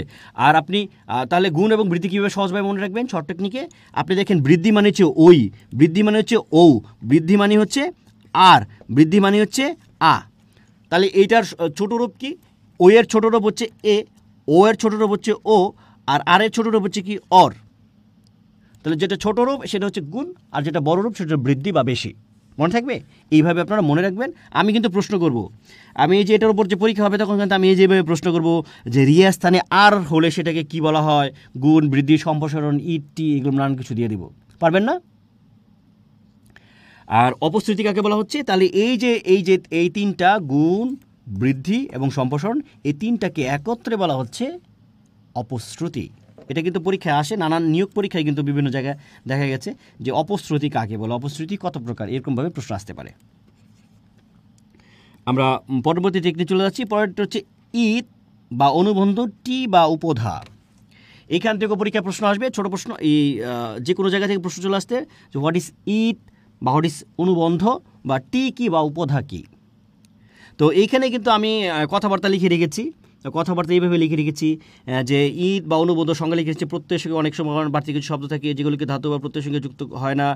ধাতুকে বিশ্লেষণ করলে যে ধ্বনি পাওয়া যায়, ওই ধ্বনিগুলোর প্রথম ধ্বনি ছাড়া বাকি ধ্বনিগুলো একত্রে টি বলে। আমরা আসলে এইভাবে বইয়ের মধ্যে আমার এটা ঠিক আছে, এটা কেউ পড়ে হয়তো বুঝতে পারবে। এখানে লিখেছি ঈদ হচ্ছে বর্ণনির্ভর। কি? ঈদ হচ্ছে বর্ণনির্ভর, আর টি হচ্ছে ধ্বনি নির্ভর, অর্থাৎ ধ্বনিটিকে ভাঙতে হবে, আর উপধা এটাকে ধ্বনিকে ভাঙতে হবে। এই কথাটা একটু মনে রাখেন যে প্রত্যয় থেকে হচ্ছে কি নির্ণয় করা হয়? ঈদ বা অনুবন্ধ নির্ণয় করা হয়। আর প্রকৃতি থেকে টি নির্ণয় করা হয়, আর প্রকৃতি থেকে আমরা উপধাও নির্ণয় করব, যে কোনটা উপধা এটা আমরা চিনব। এখন আমি যে কথাগুলো বলছি আপনারা কিছুই বুঝতে পারছেন না, বা আনসার মাথার উপর দিয়ে চলে যাচ্ছে, কিন্তু আমরা এখন উদাহরণ যখন পড়ব তখন কিন্তু খুব ভালোভাবে বুঝতে পারবো। আচ্ছা, আমি এখানে 3টা উদাহরণ লিখে রেখেছি, এইখান থেকে আপনাদের আমি বুঝাবো। দেখেন, একটা শব্দ হচ্ছে পাঠক। পাঠক শব্দকে যদি আমরা ভাঙি তাহলে পঠ যোগ অক, আমি এটা বিভক্তি চিহ্ন দিয়ে দিই, ধাতু চিহ্ন দিয়ে দিই, নাহলে আপনাদের অনেকের আবার আচ্ছা নীল কালো কলম নিচ্ছি, ধাতু চিহ্ন দিয়ে দিচ্ছি। অনেকে পরে আবার আপনাদের মনে হবে ধাতু চিহ্ন কেন দিই নেই, ধাতু চিহ্ন দিয়ে দিচ্ছি, ওকে, ধাতু চিহ্ন দিয়ে দিই, ওকে। এখন পাঠককে যদি ধাতু চিহ্ন দিলে মনে হয় এটা পড়তে মনে আপনাদের অসুবিধা হবে। মনে করেন ধাতু চিহ্ন আছে, পাঠক, পঠ যোগ নক, বা অক একই জিনিস, নক যে কথা অক একই কথা, বা অ যে কথা এটা একই কথা। এটা স্ন বলে অনেকেই, কিন্তু ওটা অ বলতেই পক্ষপাতে আমি, হ্যাঁ, ওকে। এখন পঠ যোগ নক কি হয়েছে? পাঠক। এখানে প্রত্যয়টা হচ্ছে, এই পদটা হচ্ছে ধাতু বা প্রকৃতি। এটা কি আমরা একটু লিখি, এটা এখানে লিখি, এটা হচ্ছে আমরা লিখি ক্রিয়া প্রকৃতি বা ধাতু। কি লিখলাম? ক্রিয়া প্রকৃতি বা ধাতু এটা। আচ্ছা, আর এই নকটা কি? নকটা হচ্ছে প্রত্যয়, এখন একটা জিনিস দেখেন যে পঠ যোগ নক থেকে পাঠক। এখন আমরা একটু দেখি, দেখেন তো, প এইখানে ছিল, এখানেও আছে, ঠ এইটাতেও ছিল, ঠ এইটাতেও আছে, ক এখানেও ছিল, ক এখানেও ছিল। এই যে প্রকৃতি, এই যে প্রত্যয়ের মধ্যে যে মূর্ধন্য ছিল, সেটা কিন্তু এই যে কৃদন্ত যে পদ, সেই পদের মধ্যে কিন্তু নাই, হারায় গেছে। তাহলে প্রত্যয়ের কিছু বাড়তি শব্দ থাকে, প্রত্যয়ের যে বাড়তি শব্দগুলো প্রত্যয় সাধিত শব্দে অর্থাৎ কৃদন্ত পদে বা বা যে শব্দটা গঠিত হয়েছে সেই শব্দ সে লোপ পায়। এই লোপ পাওয়ার ওই অংশটাকে বলা হচ্ছে, সেই অংশটাকে বলা হচ্ছে ঈদ বা অনুবন্ধ। সেটার নাম কি? অনুবন্ধ। আবার একটু বোঝাচ্ছি, এগুলো মুছে আবার আমি বলছি, একটু লক্ষ্য করুন। আমরা লাল কলম নিচ্ছি আরও ভালো করে বোঝার জন্য। এই যে আমরা পাঠককে বাংলা পেয়েছি পঠ যোগ নখ। এখানে প ঠ একটা বর্ণগুলো লিখি। এখানে বর্ণ আছে, ধরেন প, আর কি আছে ঠ, তারপরে কি আছে ন, তারপরে কি আছে ক। এইখানে 4টা বর্ণ ছিল। কয়টা বর্ণ ছিল? 4টা বর্ণ ছিল। কোথায়? প্রকৃতি এবং প্রত্যয়ে। এটা নাম হচ্ছে প্রকৃতি, এটা নাম হচ্ছে প্রত্যয়। এটা হচ্ছে প্রকৃতি, এটা হচ্ছে প্রত্যয়। পরে যেটা বসে সেটা প্রত্যয়। এবং প্রকৃতি এবং প্রত্যয়ে দেখেন কয়টা বর্ণ আছে? 4টা বর্ণ আছে। এই 4টা বর্ণের কয়টাই এই মূল শব্দের মধ্যে অর্থাৎ প্রত্যয় সাধিত শব্দের মধ্যে আছে? 3টা আছে, কিন্তু একটা নাই। কোনটা নাই? এই নটা নাই, এই মূর্ধন্যটা নাই, এটা হারায় গেছে। তাহলে প্রত্যয় নিষ্পন্ন হওয়ার সময় এই ধাতুর মধ্যে যে অতিরিক্ত কিছু বর্ণ বা বর্ণগুচ্ছ থাকে, সেগুলো প্রত্যয় নিষ্পন্ন হওয়ার সময় ওই শব্দের মধ্যে আর থাকে না। এই যেটুকু বাদ পড়েছে, এইটাকে বলা হয় ঈদ বা অনুবন্ধ। তাহলে এই যে আমি এখানে ব্যাখ্যা লিখেছি যে প্রত্যয়, এখানে নখ, এখানে ন যোগ ক আছে। এই নটা কিন্তু এই মূল শব্দের মধ্যে নাই, কটা আছে। তাহলে এই নটাকেই আমরা বলবো, এই মূর্ধন্যটাকে আমরা বলছি ঈদ। তাহলে আমার যদি পরীক্ষা যদি এরকমভাবে প্রশ্ন আসে যে পাঠক শব্দের এই পাঠক ধরেন পরীক্ষা এরকমভাবে দিয়ে দিল, অনেক কঠিন করে যদি দিয়ে দেয় যে পাঠক, এইখান থেকে আপনি বের করেন, বললো যে এইখান থেকে আপনি ঈদ বা অনুবন্ধ বের করেন। তাহলে ঈদ বা অনুবন্ধ কীভাবে বের করবেন? পাঠককে আমরা ভাঙি, পঠ যোগ নখ, বা এটাকে আমরা উল্টায় যদি লিখি তাহলে এরকম হবে, এটা আরও ভালো বুঝতে পারবেন। পঠ যোগ নখ সমান কি? পাঠক। এটা মনে হয় বেশি ভালো বুঝতে পারবেন। এখন এই পঠের প নিলাম, ঠ নিলাম, ক নিলাম, এই নটাই পাশে যায় নাই। এই যে এখন এই প্রত্যয়ের যে অংশটা প্রত্যয় সাধিত শব্দের মধ্যে যায় না বা বাদ পড়ে বা লোপ পায়, ওইটাকে বলা হচ্ছে ঈদ বা অনুবন্ধ। বুঝতে পেরেছেন? তাহলে সংজ্ঞাটা কীভাবে দেব আমরা? যে প্রত্যয় নিষ্পন্ন হওয়ার সময় ধাতুর সাথে কিছু অতিরিক্ত শব্দ, অতিরিক্ত বর্ণ বা বর্ণগুচ্ছ থাকে, সেগুলো প্রত্যয় নিষ্পন্ন হওয়ার সময় ওই সেই প্রত্যয় সাধিত শব্দ সেটির মধ্যে সেগুলো লোপ পায়। সেই লোপ পাওয়ার বর্ণ বা বর্ণগুচ্ছকে বা একাধিক হতে পারে, সেই বর্ণগুলো হচ্ছে ঈদ বা অনুবন্ধ বলা হয়। যেটা সংজ্ঞা কিন্তু আমরা এই যে দেখেন এখানে দিয়ে দিছি আমার ইতে, যে প্রত্যয়ের সঙ্গে অনেক সময় বাড়তি কিছু বর্ণ থাকে যেগুলো ধাতু বা শব্দের সঙ্গে যুক্ত হয় না, মানে মূল যখন শব্দটা তৈরি হয়, অর্থাৎ শব্দ সাধিত হওয়ার সময় প্রত্যয়ের বাড়তি অংশ লোপ পায়। এই লোপ পাওয়াকে ঈদ বা অনুবন্ধ বলা হয়। এবার আমরা পরের শব্দটাতে যাই, পরের এতে যাই। আমরা লিখলাম এখানে, ধরেন আবার নতুন করে লিখি, পঠ যোগ নখ সমান কি? পাঠক। একই উদাহরণ দিচ্ছি, পাঠক। এখন এটা ধাতুটা কি?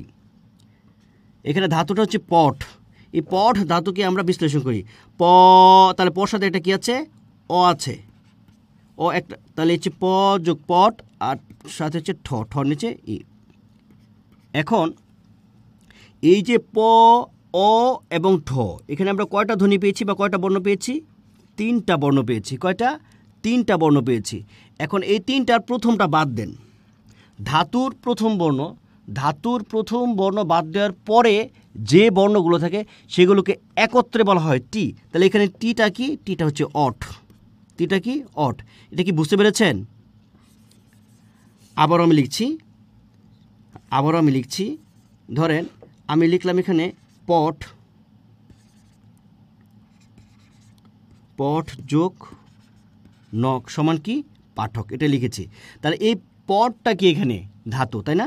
তাহলে পঠের যদি আমরা এই পঠ, তার মানে পর সাথে অ আছে, এখানে কিন্তু অতিরিক্ত আরেকটা ধ্বনি আছে। তাহলে সেই ধ্বনিগুলি যদি আমরা লিখি তাহলে এটা কি দাঁড়ায়? পর নিচে কি দিলাম? হস দিলাম, আর অটাকে আলাদা করলাম, সাথে যেটা আছে ঠ আছে, ঠটা দিলাম। ঠিক আছে? এটার প্রথমটা বাদ দিতে হবে। কোনটা বাদ দিতে হবে? প্রথমটা। অর্থাৎ ধাতুর প্রথম ধ্বনি বা প্রথম বর্ণ বাদ দেওয়ার পরে যে ধ্বনিগুলো থাকে সেগুলো পরে কি আছে, পরে আছে অ এবং ঠ। অ এবং ঠ একসাথে করেন কি হলো, অট। এই অটটাই হলো টি। তাহলে আমরা এখান থেকে সংজ্ঞা দিই, এইটা থেকে বুঝে সংজ্ঞা দিই যে ধাতু বা শব্দ এই নামপদের, ধাতু বা নামপদের হতে পারে, ধাতু বা নামপদের প্রথম বর্ণ বাদ দেওয়ার পরের যে বর্ণগুলো থাকে সেগুলোকে একত্রে বলা হয় টি। আমার মনে হয় বুঝতে পেরেছেন। আমরা আবারও এই উদাহরণটা দিচ্ছি, পরে আমরা উপধার উদাহরণ দিচ্ছি। উপধারা পরীক্ষাটা অনেক বেশি আসে, উপধাটা আসে, এটা একটু ভালো করে বুঝতে হবে। আবারও আমরা একই উদাহরণ দিলাম। ধরেন আমি লিখলাম পট, এখানে লিখলাম আ কেন লিখবো, নক লিখবো, তাই না? নক সবার কি হলো, পাঠক হলো। এখন একটু লক্ষ্য করেন, এখানে আবার আমি ধাতুটা নিব, ধাতুটা আমি ভাঙবো। ধাতুটা ভাঙলে কী হয়ে যায়, প, আবার কি পেয়েছিলাম অ, তারপরে পেয়েছিলাম কি ঠ, এটা ভেঙেছি। এবার দেখেন ধাতু পট, এখানে অটা হলো উপধা। এই ধাতুকে ভাঙলে তিনটা বর্ণ পেয়েছি, একটা, দুইটা, তিনটা। এই তিনটার যে শেষেরটার আগেরটাকে উপধা বলা হচ্ছে। ধাতুর শেষ ধ্বনির আগের ধ্বনি হচ্ছে উপধা। তাহলে প যোগ, আবারও লিখি অ যোগ ঠ। এখন শেষটা কি, শেষটা হচ্ছে ঠ ছিল, এটার আগে কি ছিল অ, তাহলে এখানে এই অটাকে বলবো উপধা। এই অটা কি বলাবো, উপধা। বুঝতে পেরেছেন? তাহলে উপধার সংজ্ঞা কি দিব, যে ধাতুর শেষ ধ্বনির বা শেষ বর্ণের আগের বর্ণ কি বলা হচ্ছে, উপধা বলা হচ্ছে। আর টিটা কি বলা হচ্ছে, যে ধাতুকে বিশ্লেষণ করলে ধাতুর প্রথম বর্ণ বা প্রথম ধ্বনি বাদ দেওয়ার পরে যেগুলো থাকে সেগুলোকে একত্রে বলা হচ্ছে টি। তাহলে আমি এই যে কি বলে টি নির্ণয় করলাম, টি কোথা থেকে নির্ণয় করলাম, ধাতু থেকে নির্ণয় করলাম। উপধা কোথা থেকে নির্ণয় করলাম, ধাতু থেকে নির্ণয় করলাম। কিন্তু ঈদ বা অনুবন্ধ আমি নির্ণয় করলাম কোথা থেকে, প্রত্যয় থেকে নির্ণয় করলাম। এই জায়গায় কিন্তু খেয়াল করতে হবে। তাহলে আমরা টি বা উপধা নির্ণয় করবো হচ্ছে ধাতু থেকে, আর হচ্ছে প্রত্যয়ের ঈদ বা অনুবন্ধ হচ্ছে আমরা প্রত্যয় থেকে চিন্তা করব, আর হচ্ছে টি চিন্তা করব ধাতু থেকে, উপধা চিন্তা করব ধাতু থেকে। ধাতুকে আমি বিশ্লেষণ করে প্রথমটা বাদ দেওয়ার পরে বাকি যেটুকু আছে সেটুকু একত্রে আমরা বলবো টি। আর ধাতুকে বিশ্লেষণ করার পরে সবার শেষে যে বর্ণটা আছে বা ধ্বনিটা আছে সেইটার আগেরটাকে আমরা বলবো উপধা। এই হলো আমাদের মোটামুটি এই টি এবং উপধার বিষয়ে এবারে প্রশ্ন আসতে পারে। আর ঈদ বা অনুবন্ধটা হলো যে আমার প্রত্যয়ের যে অংশটা আমার হচ্ছে প্রত্যয় নিষ্পন্ন যে শব্দটা আছে সেই শব্দটা থেকে লোপ পায়, যেইটুকু লোপ পেয়েছে, যেই বর্ণটা লোপ পেয়েছে সেটাকে আমরা বলছি ঈদ বা টি। এই হলো আমার মোটামুটি, আমি চেষ্টা করেছি সর্বোচ্চ আপনাদেরকে বোঝানোর জন্য। জানি না কতটুকু বুঝতে পেরেছেন। যদি বুঝতে পারেন তাহলে আপনারা যদি হ্যাঁ বলেন অথবা না বলেন বা কিছু বলেন তাহলে আমার ভালো লাগবে।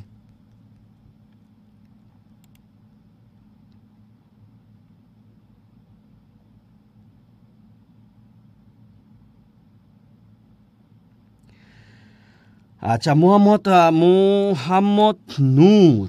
নূর বলেছেন, স্যার প্রকৃতি প্রত্যয়ের কাজ কি, কেন শিখব?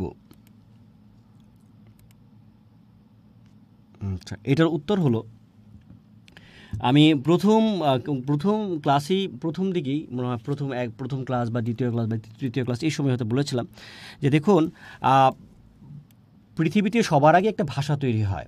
কি তৈরি হয়? ভাষা আগে তৈরি হয়। কে তৈরি করেন? ভাষা কেউ তৈরি করেন না, ভাষাটা এমনিতে তৈরি হয়, প্রকৃতির নিয়মে ভাষা তৈরি হয়ে যায়, মানুষের মুখে মুখে ভাষা তৈরি হয়ে যায় প্রয়োজনে। এবং কদিন আগে কি দেখলাম যে একটা শব্দের বা একটা ভাষার একটা শব্দের আয়ুষ্কাল হচ্ছে 200 বা 250 বছর। অর্থাৎ 200 বা 250 বছর পরে আমি আজকে যে ভাষায় কথা বলছি, আপনি যে ভাষায় কথা বলছেন, যেগুলো লিখছেন, এগুলো চেঞ্জ হয়ে যাবে, একেবারে পরিবর্তন হয়ে যাবে, কেউ ঠেকাতে পারবে না। প্রকৃতির নিয়মে এটা কী হয়ে যাবে? বদলে যাবে। আপনি চিন্তা করেন, এই যে আমি এখন যে ভাষায় কথা বলছি, আমরা যে ভাষায় পড়াশোনা করছি, চলিত ভাষায়, তাই না? এটা সৃষ্টি হচ্ছে কবে? মাত্র 108 বছর আগে, 1914 সালে। কত সালে? 1914 সালে সবুজপত্র পত্রিকার মধ্য দিয়ে চলিত গদ্যরীতির প্রবর্তন করেন প্রমথ চৌধুরী। এটা আমরা খুব ভালো করে জানি, তাই না? একবার একবার চিন্তা করে দেখেন, মাত্র 100 বছর আগে, 108 বছর আগে এটা সৃষ্টি হয়েছে। তার মানে আরও 100 বছর, হয়তো 1-150 বছর এটা টিকবে, পরে হয়তো অন্য কোনো পদ্ধতি চলে আসবে, অন্যরকম হয়ে যাবে ভাষাটা। বুঝতে পেরেছেন? তাহলে একটা ভাষা আগে তৈরি হবে, তখন সেই ভাষার ব্যাকরণগুলো তৈরি হয়। ব্যাকরণগুলো কেন তৈরি হয়? তখন ভাষাবিদ যারা আছেন তারা বিবেচনা করেন, চিন্তা করেন যে এই শব্দগুলো কীভাবে তৈরি হয়েছে, এই শব্দটার মূল কোথায়, এটা রুট কোথায়, কোন জায়গা থেকে আসছে, এইভাবে তারা এটা খুঁজে খুঁজে বের করেন, গবেষণা করে বের করেন। এখন এই ব্যাকরণটা যদি না থাকে, এই ব্যাকরণটা যদি না থাকে, আপনি এটা ঠিক যে ব্যাকরণ শিখে ভাষা কিন্তু শেখা যায় না, এটা সত্যি। ভাষা হচ্ছে ব্যবহার করতে এমনিতে শেখা যায়, তো ব্যাকরণ শিখে শেখা যায় না। কিন্তু এই ভাষাটাকে যেন ইচ্ছামতো কেউ সহজেই বিকৃত করতে না পারে, যে যার মতো করে ব্যবহার করতে না পারে, সেই জন্য কিন্তু এই ব্যাকরণটা কিন্তু দরকার আছে, বা বিশ্লেষণটা দরকার আছে, যে আমরা যেটা কোথায় আসছে। বা আমরা ইতিহাস, আপনাকে আমি যদি বলি যে আপনি ইতিহাস কেন জানবেন, ইতিহাস তো যেটা ঘটে গেছে এটা দিয়ে আপনি কী করবেন, তাই না? তাহলে এটার কিন্তু কোনো উত্তর নেই, কারণ সেই ইতিহাস থেকে কিন্তু আমার জানার, বোঝার, শেখার অনেক কিছু আছে। কিন্তু আমি আমার বাংলা ভাষা, আমার এই পাঠক শব্দটা কোথা থেকে আসছে সেটা জানার অধিকার, সেটা জানাটা আমার জরুরি, সেটা আমাকে জানতেই হবে। এটাই তো পড়াশোনা, রুটকে জানা, ঐতিহ্যকে জানা। আমার এই শব্দটা আমি জানবো না কোথা থেকে আসছে? এটা কি শুধু আমার বাংলা ভাষার সম্পর্কে আমরা জানছি? না, যারা ইংলিশে পড়ছেন, যারা ইংরেজ, তারা ইংলিশ ভাষাটা কোথা থেকে আসছে, যারা ফ্রেঞ্চ পড়ছেন তারা ওইখানে দেখছেন, যারা আরবি পড়ছেন আরবি, যারা হিন্দি পড়ছেন তাদের ভাষা নিয়ে তারা গবেষণা করছে, তাদেরটা খুঁজে বের করছে। আপাত দৃষ্টিতে আপনার কাছে মনে হবে এগুলো জটিল, এগুলো কোনো দরকারই নাই। কিন্তু আপনি যদি গভীরভাবে চিন্তা করেন তাহলে আপনার মনে হবে না, এগুলার দরকার আছে, এগুলো জানার দরকার আছে। ঠিক আছে, ওকে। আমরা যদি আপনারা বুঝে থাকেন এগুলো, তাহলে আমরা পরে হাতে চলে যাচ্ছি।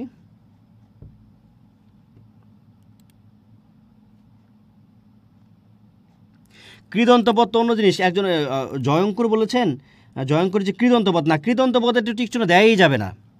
কৃদন্তপদ টিক চিহ্ন দেয়, মানে টিক চিহ্ন না, এটা আসলে ধাতুর চিহ্ন। আমি বলেছি যে ধাতুর যে চিহ্ন 9-এর নতুন ব্যাকরণ বইয়ে তারা কিন্তু অমিট করেছে, তারা কিন্তু ব্যবহার করেনি। যেমন এই যে পট, এটা যে ধাতু, এটা হিসাবে কী দিতে হয়, এই ধাতু চিহ্ন দিতে হয়। কিন্তু 9-এর নতুন ব্যাকরণ তারা এই ধাতু চিহ্নকে অমিট করেছে, তারা দেয় নাই, বলেছে এটার প্রয়োজন নাই। তা আপনি দিবেন না, দিলে কোনো সমস্যা নেই। কিন্তু কৃদন্তপদ তো অন্য জিনিস।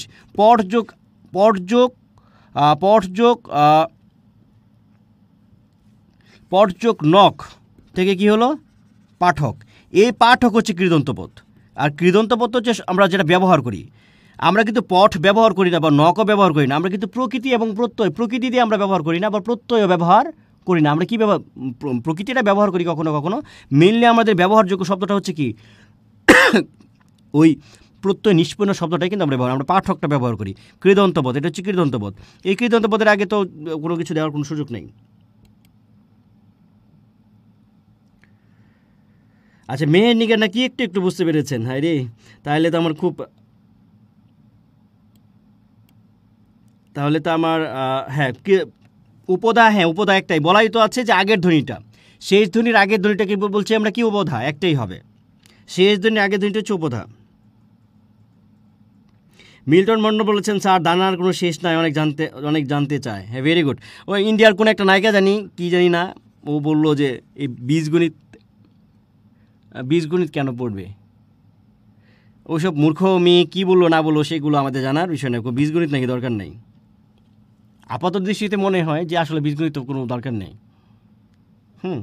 কিন্তু এই বীজগণিত, বা আপনি যদি গণিত না করেন, এই যে আমরা এটা মাথা খাটাচ্ছি না, এগুলো মাথা খাটাচ্ছি না, আমাদের ব্রেন কাজ করছে। কিন্তু একই সাথে আমরা আমাদের রুটটা জানতে পারছি, একই সাথে আমাদের ভাষাটা যেন কেউ বিকৃত করতে না পারে। আমরা যে বলতে পারি যে হ্যাঁ, আমার এই ভাষাটা, আমার ভাষাটা সমৃদ্ধ, আমার শব্দভাণ্ডার সমৃদ্ধ, আমার এই শব্দগুলো এই জায়গা থেকে আসছে, আমার এই শব্দ এই জায়গা থেকে আসছে।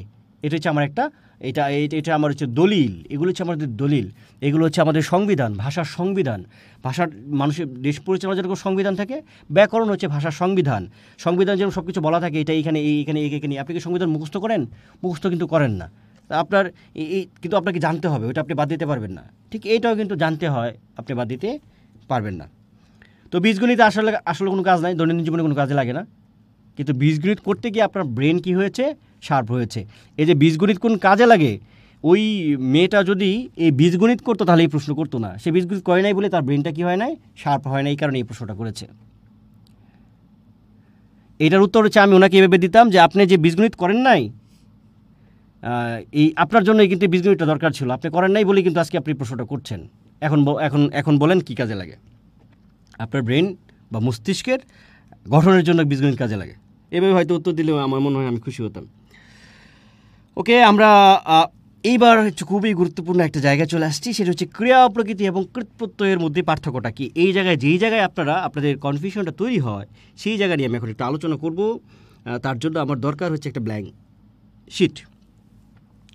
এখানে হচ্ছে দেখেন ক্রিয়া প্রকৃতি এবং কৃৎপ্রত্যয়ের মধ্যে পার্থক্য কি। আমি অনেক নানান কথাবার্তা এখানে লিখে রেখেছি, সেটা আপনারা যখন হাতে বই পাবেন বইয়ে পাবেন তখন সেটা কিন্তু চমৎকারভাবে কেউ চাইলে এখান থেকে এটা পড়েও কিন্তু উত্তর করতে পারবেন। তো আমি এখানে কয়েকটা জিনিস লিখি। ধরেন আমি লিখলাম এখানে চলে, কি লিখেছি? চলে। আচ্ছা, বা আমি লিখলাম এখানে আরও লিখি চলন্ত, কি লিখেছি? চলন্ত। বা আমি লিখলাম এখানে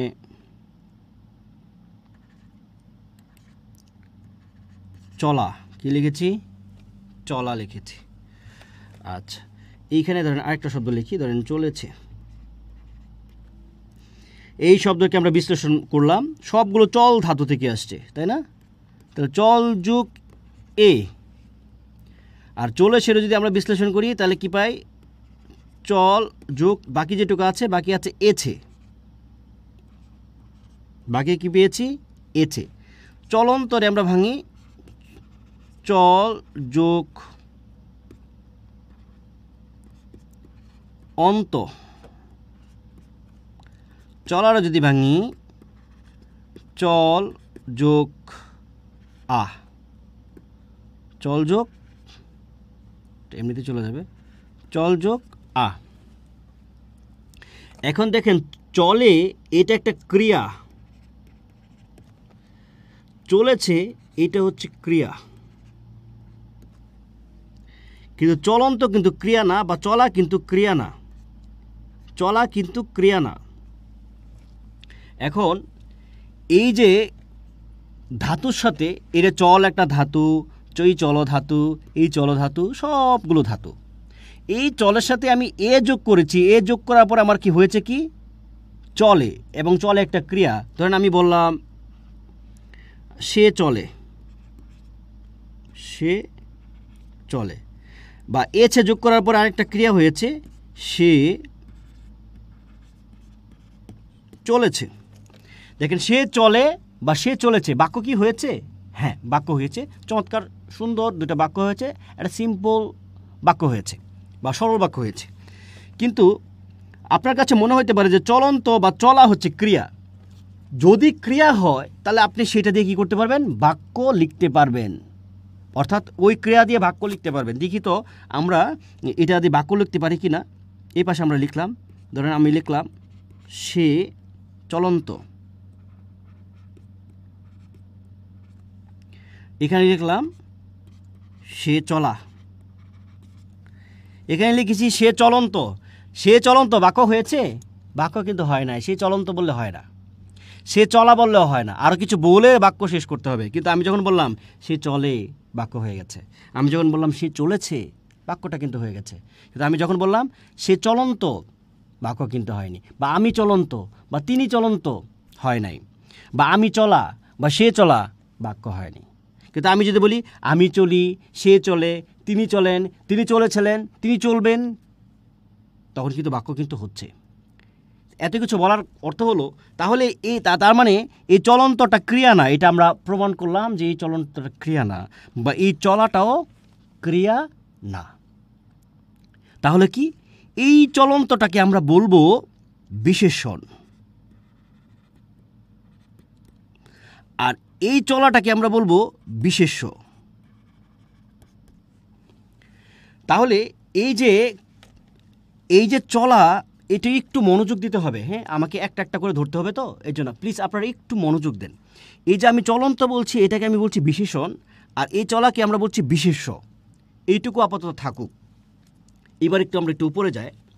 উপরে আমরা যাই বলবো যে ধাতুর সাথে যখন কোনো ধাতুর পরে যখন কোনো কিছু যুক্ত হয়ে ক্রিয়া গঠন করবে, কি বলেছি? ধাতুর পরে যখন কোনো কিছু কোনো যদি কোনো বর্ণগুচ্ছ শব্দ, এই যে একটা বর্ণ, ধাতুর পরে কোনো বর্ণ বা বর্ণসমষ্টি বা বর্ণগুচ্ছ হয়ে যদি একটা ক্রিয়া হয়, তখন সেটাকে বলবো আমরা ক্রিয়া। সেটাকে আমরা কৃদন্ত পদ বলবো না, কি বলবো? ক্রিয়া বলবো। সেটার নাম হয়ে যাবে ক্রিয়া, এবং সেইটার সাথে যা যুক্ত হবে তার নাম হচ্ছে ক্রিয়া বিভক্তি। সেটার নাম কি? ক্রিয়া বিভক্তি। এখন আপনাদের যেটা জায়গায় ভুল করেন যে চল যোগ এ, এখানে এটা হচ্ছে প্রত্যয় না, এখানে এ প্রত্যয় না। প্রত্যয় হওয়ার পূর্ব শর্ত হচ্ছে, প্রত্যয় হওয়ার শর্ত কটা বলেছিলাম? দুইটা। আমার সাথে বলুন, প্রত্যয় হওয়ার শর্ত কটা বলেছিলাম? দুইটা। প্রত্যয় নিষ্পন্ন হওয়ার পরে যে পদটা হবে, প্রত্যয় নিষ্পন্ন হওয়ার পরে, প্রত্যয় যোগ হওয়ার পরে যে পদটা হবে, সেই পদটা দুইটা পদ হবে, হয় সে বিশেষ্য হবে অথবা বিশেষণ হবে। এটা 100% শিওর। বিশেষ্য এবং বিশেষণ না হয়ে যদি অন্য কিছু হয়ে যায়, সেটা আর কি হবে না, সেটা কিন্তু প্রত্যয় নিষ্পন্ন পদ হবে না। মনে থাকবে? তাহলে আমি যখন চলের সাথে এ যোগ করে দিলাম, যখন হয়ে গেল চলে একটি ক্রিয়া, তাহলে এটা ক্রিয়া হয়ে গেল। যেহেতু এই পাশে বসছে চলের সাথে এ, এটাকে আমরা বলছি এ বিভক্তি। এ ওতে, মনে আছে? এ ওতে সপ্তমী বিভক্তি। তাহলে এটাকে আমরা বলছি ক্রিয়া বিভক্তি। ঠিক আছে? তারপর হচ্ছে চল যোগ এছে, এই এটাকে আমরা কি বলবো? ক্রিয়া বিভক্তি বলবো। কেন বিভক্তি বলবো? দেখেন, চলেছে ক্রিয়া হয়েছে, কিন্তু চলন্ত বা চলা যখন বলছি তখন কিন্তু সেটা আর কি হয় নাই, ক্রিয়া হয় নাই। কারণ চলন্ত যদি হতো তাহলে সে চলন্ত বললে বাক্যটা হতো, বা সে চলা বললে বাক্যটা হতো, বা আমি চলা বললে বাক্যটা হতো, বা তুমি চলা বললে বাক্যটা হতো, বা সে চলন্ত বলে বাক্যটা হতো। দেখেন, কোনোভাবে যেটাই আপনি এই কর্তা যাই করেন না কেন, চেঞ্জ করেন না কেন, আপনি কিন্তু সেটা কিন্তু বাক্যটা হচ্ছে না। তার মানে এই চলন্ত বা এই চলাটা কিন্তু ক্রিয়া না, এটা কৃৎপ্রত্যয় নিষ্পন্ন একটা শব্দ, এবং এটাকে আমরা বলছি কৃদন্ত পদ। কি বলছি? কৃদন্ত পদ। তাহলে এই চলন্তটা কৃদন্ত পদ, তারপর হচ্ছে এই চলাটাও কৃদন্ত পদ। এখন আপনাদের মনে প্রশ্ন আসতে পারে যে এই চলন্তকে আপনি বলেছেন বিশেষণ, আর এই চলন্তকে বলেছেন বিশেষণ, আর চলাকে বিশেষ্য কেন বলেছেন সেটা আমি দেখাচ্ছি কেন বলেছি। এখন আমি বললাম বাস, কি বললাম? একটা বাস বললাম বা ট্রেন বললাম। ট্রেনের আগে এই শব্দটা যোগ করলাম, চলন্ত। এখন চলন্ত শব্দ কাকে মডিফাই করছে? চলন্ত শব্দ কাকে মডিফাই করেছে? বাসকে মডিফাই করেছে। বাসের অবস্থা কেমন? চলন্ত। তাহলে এই চলন্ত শব্দটা কাকে মডিফাই করেছে? বাস নামে একটি শব্দকে মডিফাই করেছে। তাহলে এটাকে আমরা বলছি বিশেষণ। আপনারা বিশেষণ চিনেন, আপনারা বিশেষণ চিনেন। এই বিশেষণের এই চলন্তকে আমি ইংলিশে বলতে পারি পার্টিসিপল। ইংলিশে কি বলতে পারি? পার্টিসিপল। আপনারা নিশ্চয়ই পড়েছেন যে রানিং বাস, মনে আছে? যে রানিং বাস থেকে নামবা না। বা আপনারা পড়েছেন ইটস এ ব্রোকেন হাউস। কি বলেছি? It's a broken house. এখানে ব্রোকেন কিন্তু জীবনও, ব্রোকেন। এখানে ব্রোকেন তো জীবনও, এখানে না কি বলে, ভার্ব না, এখানে অ্যাডজেটিভের মতো কাজ করছে। হাউসটার অবস্থা বলছে ব্রোকেন। তো এইখানে এই যে চলন্তটা, তাহলে এই ব্রেকটা আমরা ব্রোকেনটা পেয়েছিলাম কোথা থেকে? ব্রেক থেকে পেয়েছিলাম। ব্রোকেন পেয়েছি, তাই না? তাহলে এখানে ক্রিয়া যখন অ্যাডজেটিভের মতো কাজ করে তখন সেটাকে আমরা বলছি পার্টিসিপল। ক্রিয়া যখন অ্যাডজেটিভের মতো কাজ করে সেটাকে বলছি পার্টিসিপল।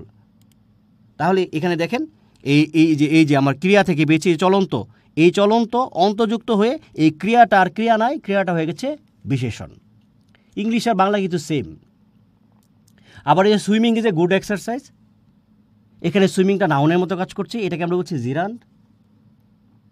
এইখানেও এই যে চলাটা কিন্তু ক্রিয়া থেকে যেহেতু আসে, তো এটার নাম হচ্ছে ক্রিয়া বিশেষ্য, বা এটা ওই যে আমরা জিরান পড়েছি না, এটা বাংলার জিরান বলতে পারেন। তাহলে আমি চলা দিয়ে একটা বাক্য লিখি। মনে করে আমি লিখলাম, তোমার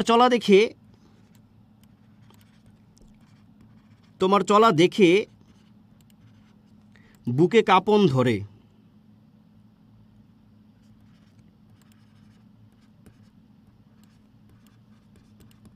ধরুন কোনো একটা মেয়ে বা কোনো একটা ছেলে আপনার সামনে দিয়ে হন করে চলে যায়। কি করে? কোনো একটা ছেলে বা কোনো একটা মেয়ে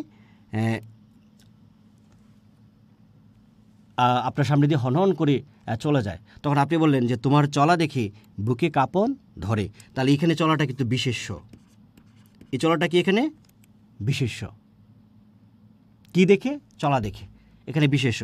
আর এই চলাটা যেহেতু ক্রিয়া থেকে আসে, তাহলে আমি এটাকে বলতে পারি ক্রিয়া বিশেষ্য।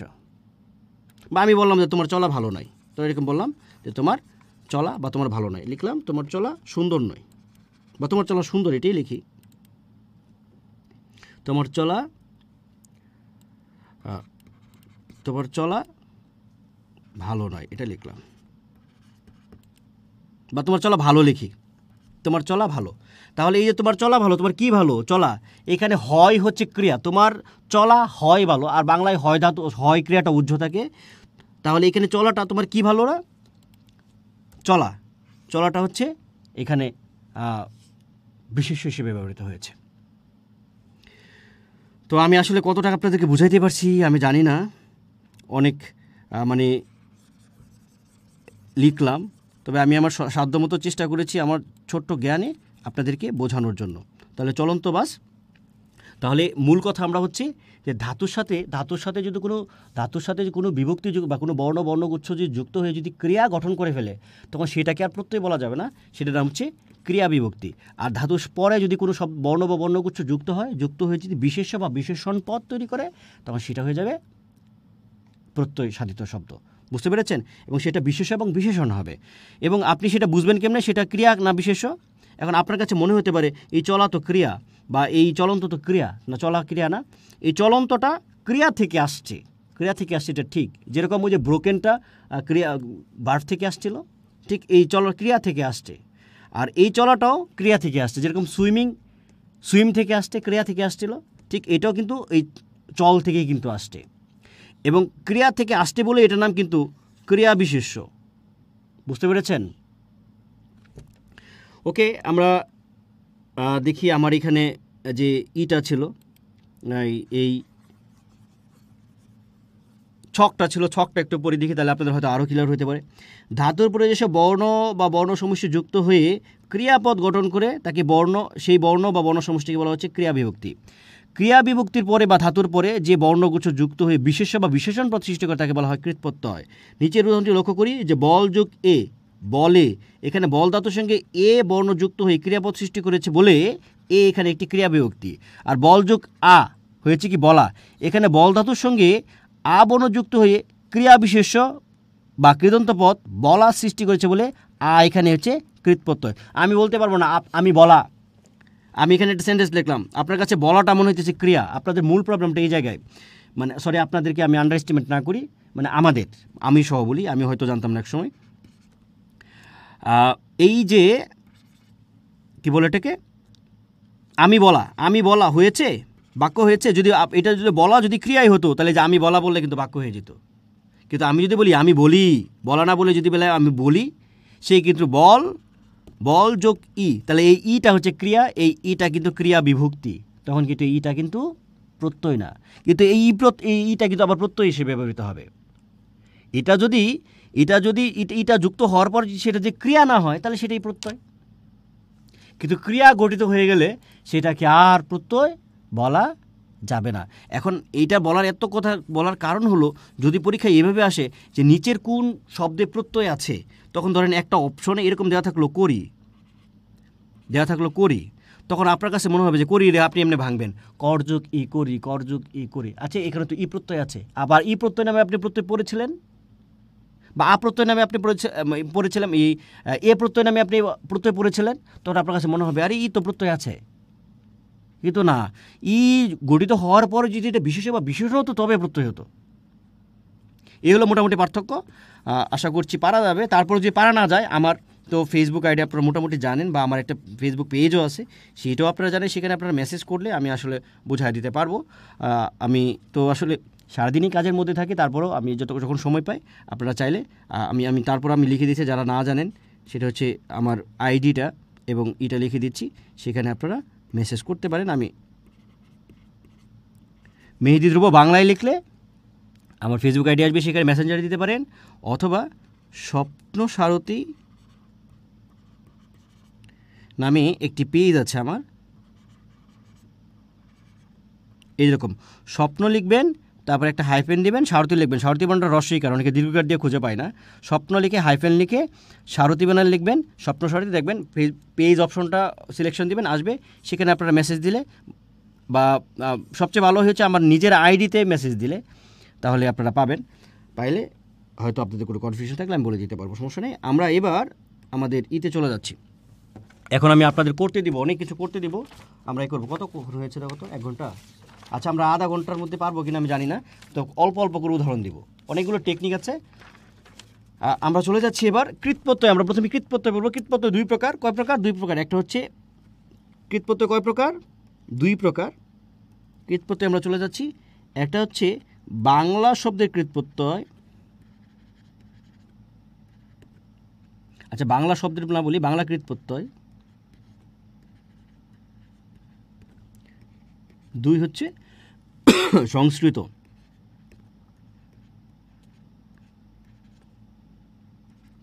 সংস্কৃত কৃতপ্রত্যয়। আমরা আজকে বাংলাটা পড়বো, আগামী ক্লাসে হচ্ছে সংস্কৃত কৃতপ্রত্যয়টা পড়বো। চলে গেছে। আগামী ক্লাসে সংস্কৃত কৃতপ্রত্যয়টা পড়বো, আর পরের ক্লাসে আমরা তদ্ধিত প্রত্যয়, সেটা যদিও অনেক সংস্কৃত বাংলা দুইটা বিধি সবগুলোই পড়বো, এটা ফার্স্ট পড়বো আর কি। এটার জন্য হয়তো ক্লাস আরও বেশি হলে আরও ভালো হতো। আমার যত বেশি ক্লাস দিয়ে তত বেশি মানে পড়াতে পারবো, কোনো সমস্যা নেই, খুব জিটিএলে। ওকে, আমরা তাহলে বাংলা কৃতপ্রত্যয়টা আমরা পড়ার চেষ্টা করছি। বাংলা কৃতপ্রত্যয় প্রথম যে রোলস আমি রোলস পড়তে না করেছি, আপনারা রোলস পড়বেন ই দিয়ে। সেখানে হচ্ছে আমরা শব্দের শেষে যদি অ দেখি, তাহলে অ সমান হচ্ছে অ। শব্দের শেষে যদি আমরা অ দেখি, তাহলে অ সমান হচ্ছে অ। ধরেন আমি লিখলাম ঝুল। কি লিখলাম? ঝুল। আপনাকে বললো যে এটার প্রকৃতি এবং প্রত্যয় নির্ণয় করেন, তাহলে ঝুল শব্দের শেষে অ আছে, তাহলে আমরা কি লিখব? ঝুল যোগ অ। ধরেন পরীক্ষাটা বললো যে বাঁধ।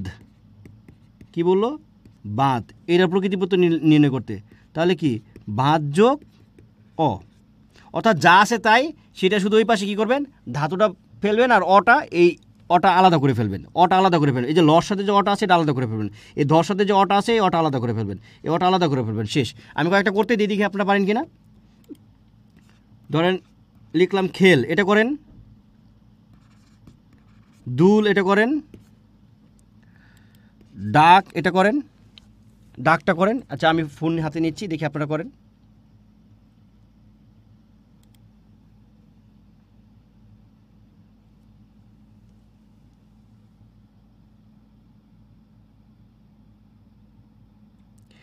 সাইদ শুভ বলছেন ইটি উপধা প্রত্যয়ের ক্ষেত্রে কি কাজে লাগে? ওই অর্থে আসলে কাজে লাগে না, এগুলা সংজ্ঞা হিসেবে আপনার পরীক্ষা আসতে পারে, সংজ্ঞা হিসেবে আসতে পারে।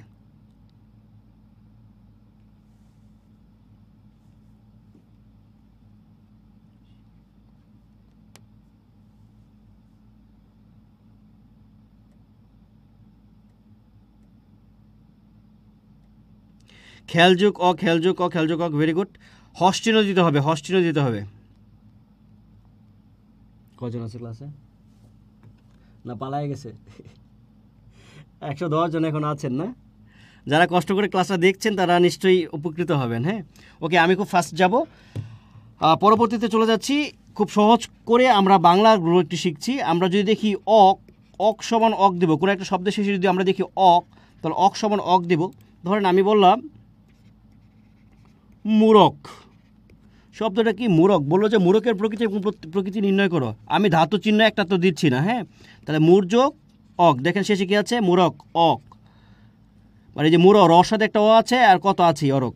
তাহলে মূরক। ধরেন আমি বললাম ফাটক। কি বললাম? ফাটক। তাহলে এই যে ফাটর সাথে যে অ আছে আর এই ক আছে, এই দুটো মিলে চক, তাহলে অক সমান অক। তাহলে আমি কি লিখব? ফাট যোগ অক। তাহলে আপনারা একটু ঝলকটা করেন। ঝলকটা করে একটু ঝলক দেখিয়ে দেন আপনারা। দেখি আপনারা কে কে ঝলক দেখাতে পারেন। ঝলকটা একটু করেন। অক সমান অক, খুবই ইজি। আমি খুব ইজি ওয়েতে এগুলো পড়াবো। ঝলকটা একটু ঝলক দেখান তো। ঝলকটা করে একটু ঝলক দেখাই দেন। পরের নিয়মে চলে যাচ্ছি। পরে হচ্ছে অন সমান অন।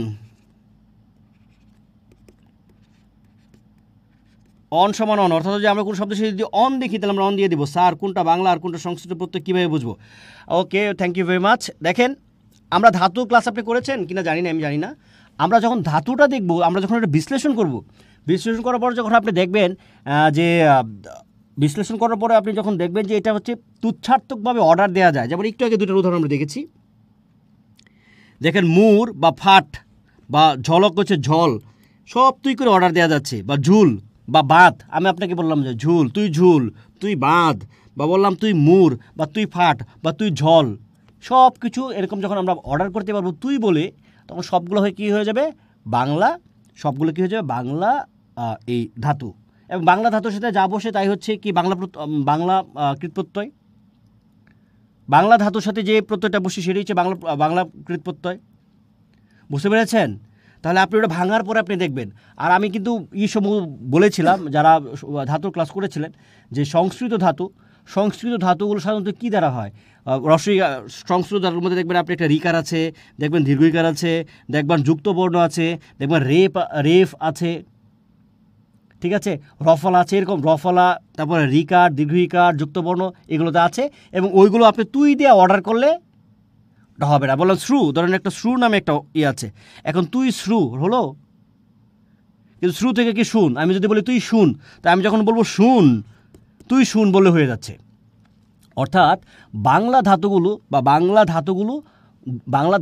কখনো কখনো ক্রিয়ার মতো কাজ করবে। আমি যখন বললাম তুই কর, কি বললাম যে তুই কর দিয়ে একটা বাক্য লিখলাম, এখানে তুই কর, এখানে কিন্তু ধাতু, এই ধাতুটা কিন্তু ক্রিয়া হিসেবে ব্যবহৃত হচ্ছে। তাহলে বাংলা ধাতুগুলো ক্রিয়া হিসেবে ব্যবহৃত হতে পারে যখন আমি তুই করে বলবো, কিন্তু সংস্কৃত ধাতুগুলো তুই করে আপনি অর্ডার দিয়ে কিন্তু বাক্য গঠন করতে পারবেন না।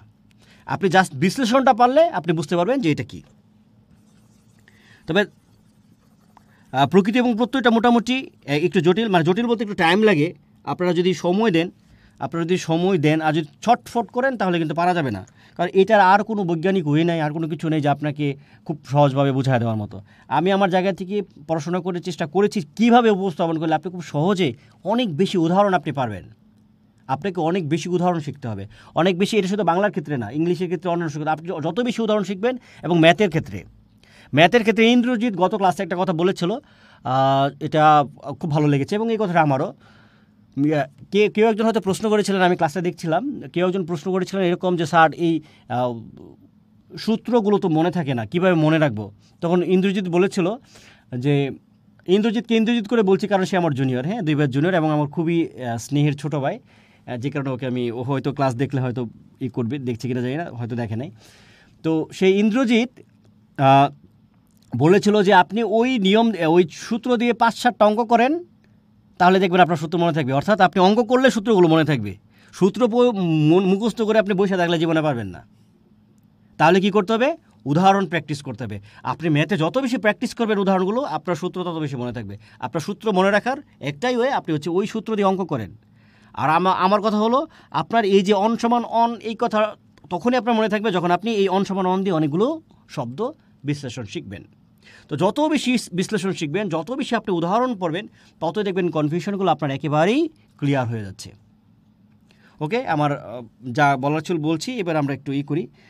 আচ্ছা, ঝলক জলযোগ অনেকে ঝলক দেখাই দিয়েছেন, এবার আমরা অনযোগ অন পড়ি। ধরো আমি বললাম নাচন, কি বলেছি? নাচন। তাহলে এই যে নাচ, চর সাথে একটা ও আছে, আর এখানে একটা ন ছিল, এই অন আর কি। তাহলে অন সমান অন, আমরা বললাম নাচন, তাহলে নাচনটা কি হলো? নাচ যোগ অন। এই যে দেখেন, আমি বললাম নাচ, তুই নাচ, বাক্য হয়েছে, বাক্য কিন্তু হয়েছে তুই নাচ। তাহলে বাংলাগুলো কী হবে? তুই দ্বারা যখন আমি বলবো তখন সব হয়ে যাবে, উত্তর হয়ে যাবে নাচন। ধরুন আমি বললাম চলন, কি লিখেছি? চলন। তাহলে কি হবে? চল যোগ অন। আমি বললাম তুই চল, বাক্য হয়েছে, বাক্য কিন্তু হয়েছে তুই চল। ওকে, আমরা তাহলে এই কয়েকটা করতে দিই। আমি একটা নাচন এবং চলন আমি 2টা দিলাম, আপনি 2টা, আমি আর 2টা দিব, 2টা আপনারা একটু করবেন। আমি এখানে লিখলাম কাঁদন, কি লিখলাম? কাঁদন, এটা আপনারা করেন। তারপরে আপনারা আরেকটা করেন, বলেন আমি আরেকটা বাঁধন, বাঁধন এবং কাঁদন, এই 2টা করেন। আমি পরের এতে চলে যাচ্ছি, দ্রুত চলে যাচ্ছি, কারণ আপনারা অনেক, আমার ক্লাস দীর্ঘ হয়ে যায় এমন একটা অভিযোগ আছে, এবং অভিযোগ কিন্তু সত্যি। অনা সমান হচ্ছে অনা, অনা সমান অনা মানে কি, আমি যদি কোনো শব্দ শেষে দেখি অনা, তাহলে আমি ওই শব্দটা ওইটুকু রেখে, ওই ধাতুটুকু রেখে অনাটা আলাদা করে ফেলবো। অর্থাৎ কোনো একটা শব্দের শেষে আমি যখন অনা দেখব, তখন আমি হচ্ছে ওই ধাতুটুকু রেখে অনাটুকু আলাদা করে ফেলবো, একেবারেই সহজ। ধরুন আমি বললাম খেলনা, তাহলে অনাটা কি, এই যে খেল, লস সাথে যে অ আছে আর না তো আছে এই অনা, হ্যাঁ। তাহলে আমি কি লিখবো, খেল যোগ অনা সমান কি, খেলনা, একেবারে সহজ। তাহলে আমি আরও কয়েকটা উদাহরণ দিই এগুলো দিয়ে। ধরেন আমি বললাম বাজনা, বাজনাটা আপনারা করেন। ধরেন আমি বললাম ঢাকনা,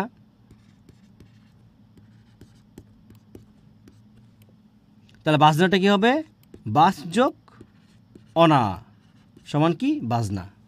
ঢাকনা কি হবে, আপনারা করেন, বাজ যোগ অন, হ্যাঁ হচ্ছে দোলনা।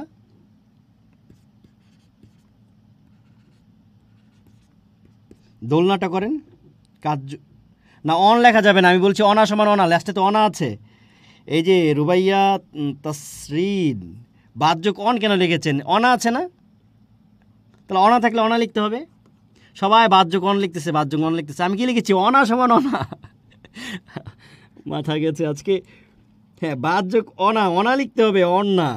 অন থাকলে অন লিখবেন, অনা থাকলে অনা লিখবেন, মনা থাকলে মনা লিখবেন, কণা থাকলে কণা লিখবেন, বনা থাকলে বনা লিখবেন, অন্তি থাকলে অন্তি লিখবেন, মন্তি থাকলে মন্তি লিখবেন, যা থাকবে তাই লিখবেন।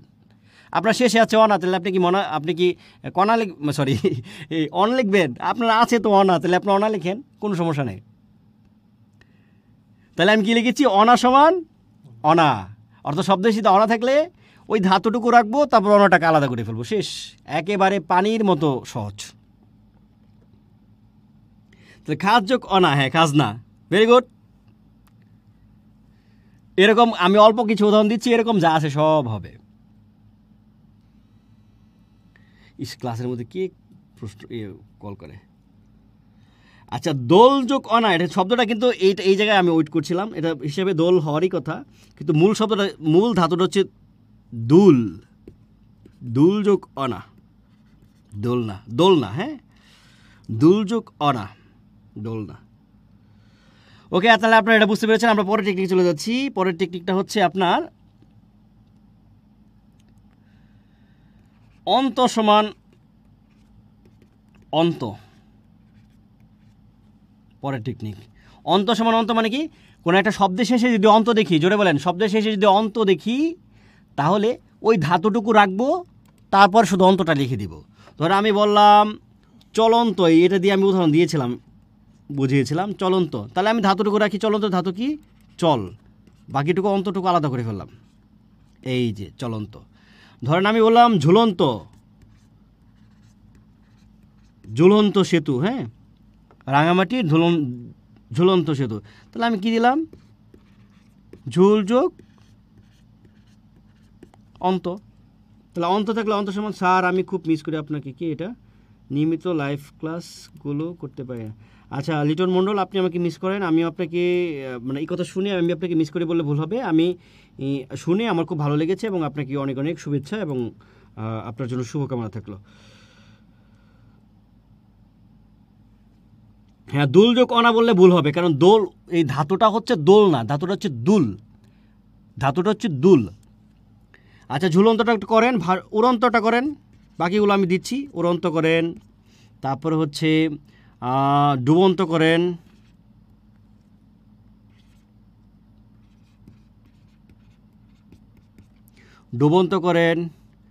তারপরে হচ্ছে, কিন্তু এটা যদি আমি এরকম বলি যে নাচন্তি, দেখেন চেঞ্জ হয়ে যাবে। নাচন্তি কি হবে, তাহলে নাচন্তি কি হবে, নাচ যোগ উন্তি, অর্থাৎ পরে যা থাকবে তাই, নাচন্তি।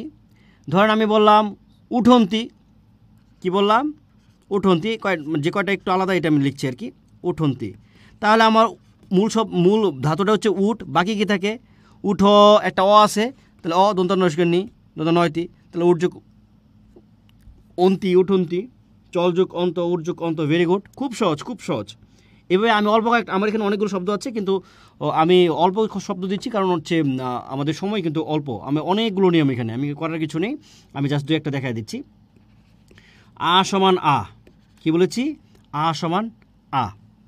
এখন লিখলাম বলা, এটা করুন আপনারা নিজেরাই পারবেন। বল যোগ আ। ধরেন আমি বললাম করা, বললেন খাওয়া, কি লিখলাম? খাওয়া। খাওয়ার কিন্তু খাও না, খাওয়ার কি?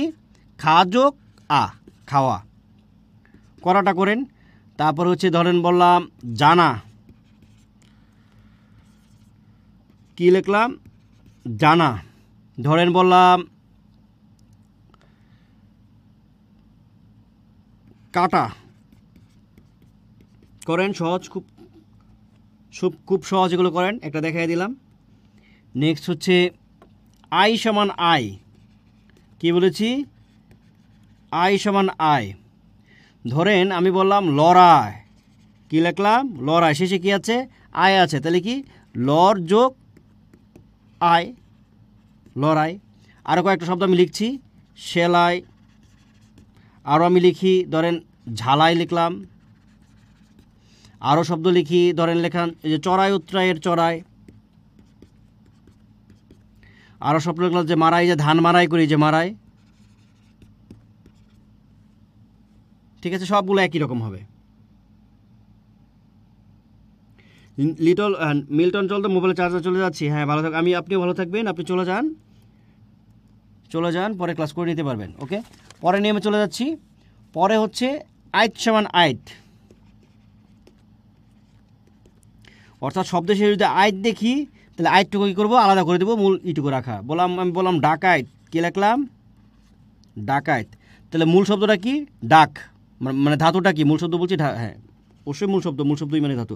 ডাক যোগ, তাহলে বাকি এটুকু আছে আইট। তাহলে আমি ডাকাইত লিখে দিলাম। এবার আপনার বলেন বাজাইত,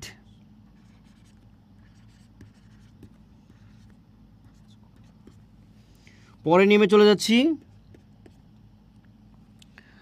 পরেরটা হচ্ছে আও সমান আও, আও সমান আও, অর্থাৎ শব্দের শেষে যদি দেখি আমি আও, তাহলে কী হবে?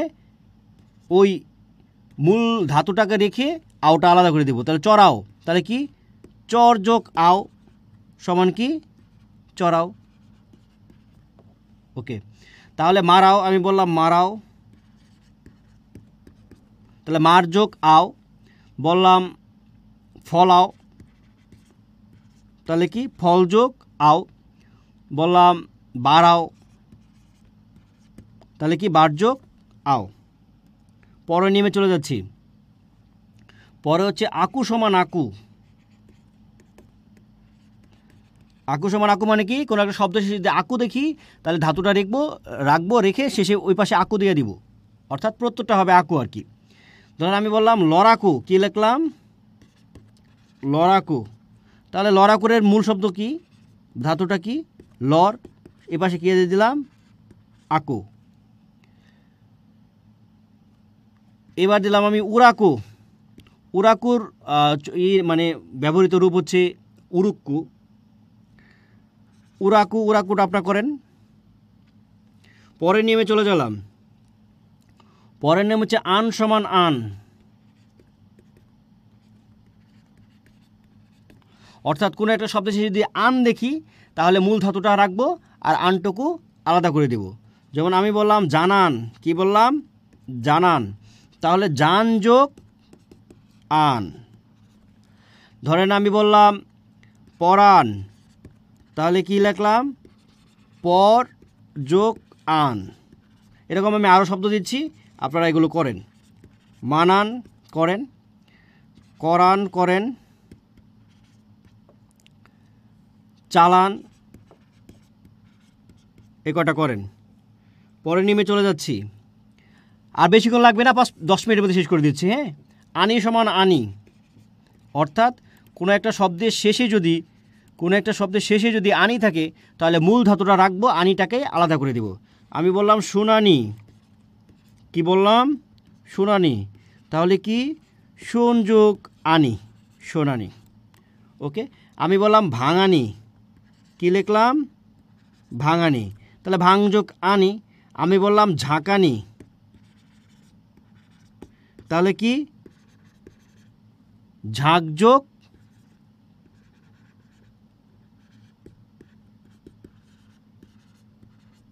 আনি। এরকম আমি ধরুন বললাম লাগানি, তো লাগ যোগ আনি। আমি বললাম নিরানি, তাহলে নির্যোগ আনি, সহজ। পরে আনি আনি সমান চলে গেল, আন আন চলে গেল। খুব দ্রুত পড়াচ্ছি আর শেষ করে দিব অল্পতেই। শব্দের শেষে যদি আনো দেখি তাহলে আনো সমান আনো, আনো সমান আনো, অর্থাৎ শব্দের শেষে যদি আনো দেখি তাহলে মূল ধাতুটুকু রাখবো, আনোটুকু পরে দিয়ে দেব। আমি লিখলাম জানানো, কি লিখলাম জানানো, তাহলে জান যোগ আনো। ধরেন আমি বললাম পড়ানো, তাহলে কি পর যোগ আনো। আমি লিখলাম করানো, তাহলে কর যোগ আনো। পরের নিয়মে চলে গেলাম, আরি সমান আরি, আরি সমান আরি, অর্থাৎ শব্দের শেষে যদি আরি দেখি, শব্দের শেষে যদি আরি দেখি তাহলে মূল ধাতুটা রাখবো, আরিটুকু আলাদা করে ফেলবো। বললাম আমি পূজারি, কি লিখলাম পূজারি, তাহলে মূল শব্দ ধাতুটা হচ্ছে কি, ধাতুটা হলো পুজ যোগ আরি। ঠিক আমি যদি বলি ধুনারি, তাহলে ধুন যোগ আরি। আমি বললাম কাটারি, তাহলে কি হবে কাঠ যোগ আরি। আমি বললাম ডুবারি, তাহলে ডুবারি কি ডুব যোগ আরি। পরে নিয়মে চলে যাচ্ছি, আল সমান আল, অর্থাৎ শব্দের শেষে যদি আল দেখি তাহলে ধাতুটুকু রাখবো, তারপরে আল দিয়ে দিব। তাহলে আমি বললাম রাখাল, কি লিখলাম রাখাল, তাহলে কি ধাতু হচ্ছে রাখ, শেষে যোগ করব কি আল। তাহলে একটা করলাম, আমি বললাম ঝাঁকাল, কি বললাম ঝাঁকাল, তাহলে ঝাঁক যোগ আল। আমি লিখলাম মাতাল, তাহলে কি মাত যোগ আল। আমি লিখলাম মশাল, তাহলে কি হবে মিশ যোগ আল। একেবারেই সহজ, অনেক অনেক শব্দ আমরা পড়ছি। আমি পরেরটা লিখলাম ই সমান ই, কি ই সমান ই, অর্থাৎ শব্দের শেষে যদি ই দেখি, শব্দের শেষে যদি ই দেখি তাহলে আমি ওই মূল ধাতুটা রাখবো আর ইটা আলাদা করে দেব। ধরেন আমি বললাম ছুটি, কি লিখলাম ছুটি, তাহলে কি হবে ছুট যোগ ই ছুটি। ধরেন আমি বললাম কাশি, তাহলে কি হবে কাশ যোগ ই। আমি বললাম বেরি, তাহলে কি ব্যাট যোগ ই। ধরেন বললাম ফাঁসি, কি বললাম ফাঁসি, তাহলে কি ফাঁস যোগ ই। বললাম ভাজি, তাহলে কি ভাত যোগ ই। এই তোমার ই তো শেষ স্লাইড, এই কয়টাই ধন্যবাদের পরে আছে। ও আচ্ছা, তারপরে আমি লিখলাম ইয়ে সমান ইয়ে, ইয়ে সমান বিয়ে না, কিন্তু ইয়ে সমান কি মানে ইয়ে করে যে বিয়ে করে সেই ইয়ে, তাহলে ইয়ে সমান ইয়ে, অর্থাৎ শব্দের শেষে যদি ইয়ে দেখি তাহলে মূল মানে ধাতুটা রাখবো, তারপর ইয়েটা আলাদা করে ফেলবো। আমি বললাম খাইয়ে, কি লিখেছি খাইয়ে, তাহলে খা যোগ ইয়ে। ধরে তাহলে আমি বললাম মরিয়ে, তাহলে কি মর যোগ ইয়ে। আমি বললাম বাজিয়ে, তাহলে কি হবে বাজ যোগ ইয়ে। আমি বললাম নাচিয়ে, তাহলে কি নাচ যোগ ইয়ে। দেন আমি বললাম উ সমান উ, অর্থাৎ কোনো একটা শব্দের শেষে যদি হ্রস্ব দেখি তাহলে মূল ধাতুটুকু রাখবো, রেখে ওটা আলাদা করে দেব।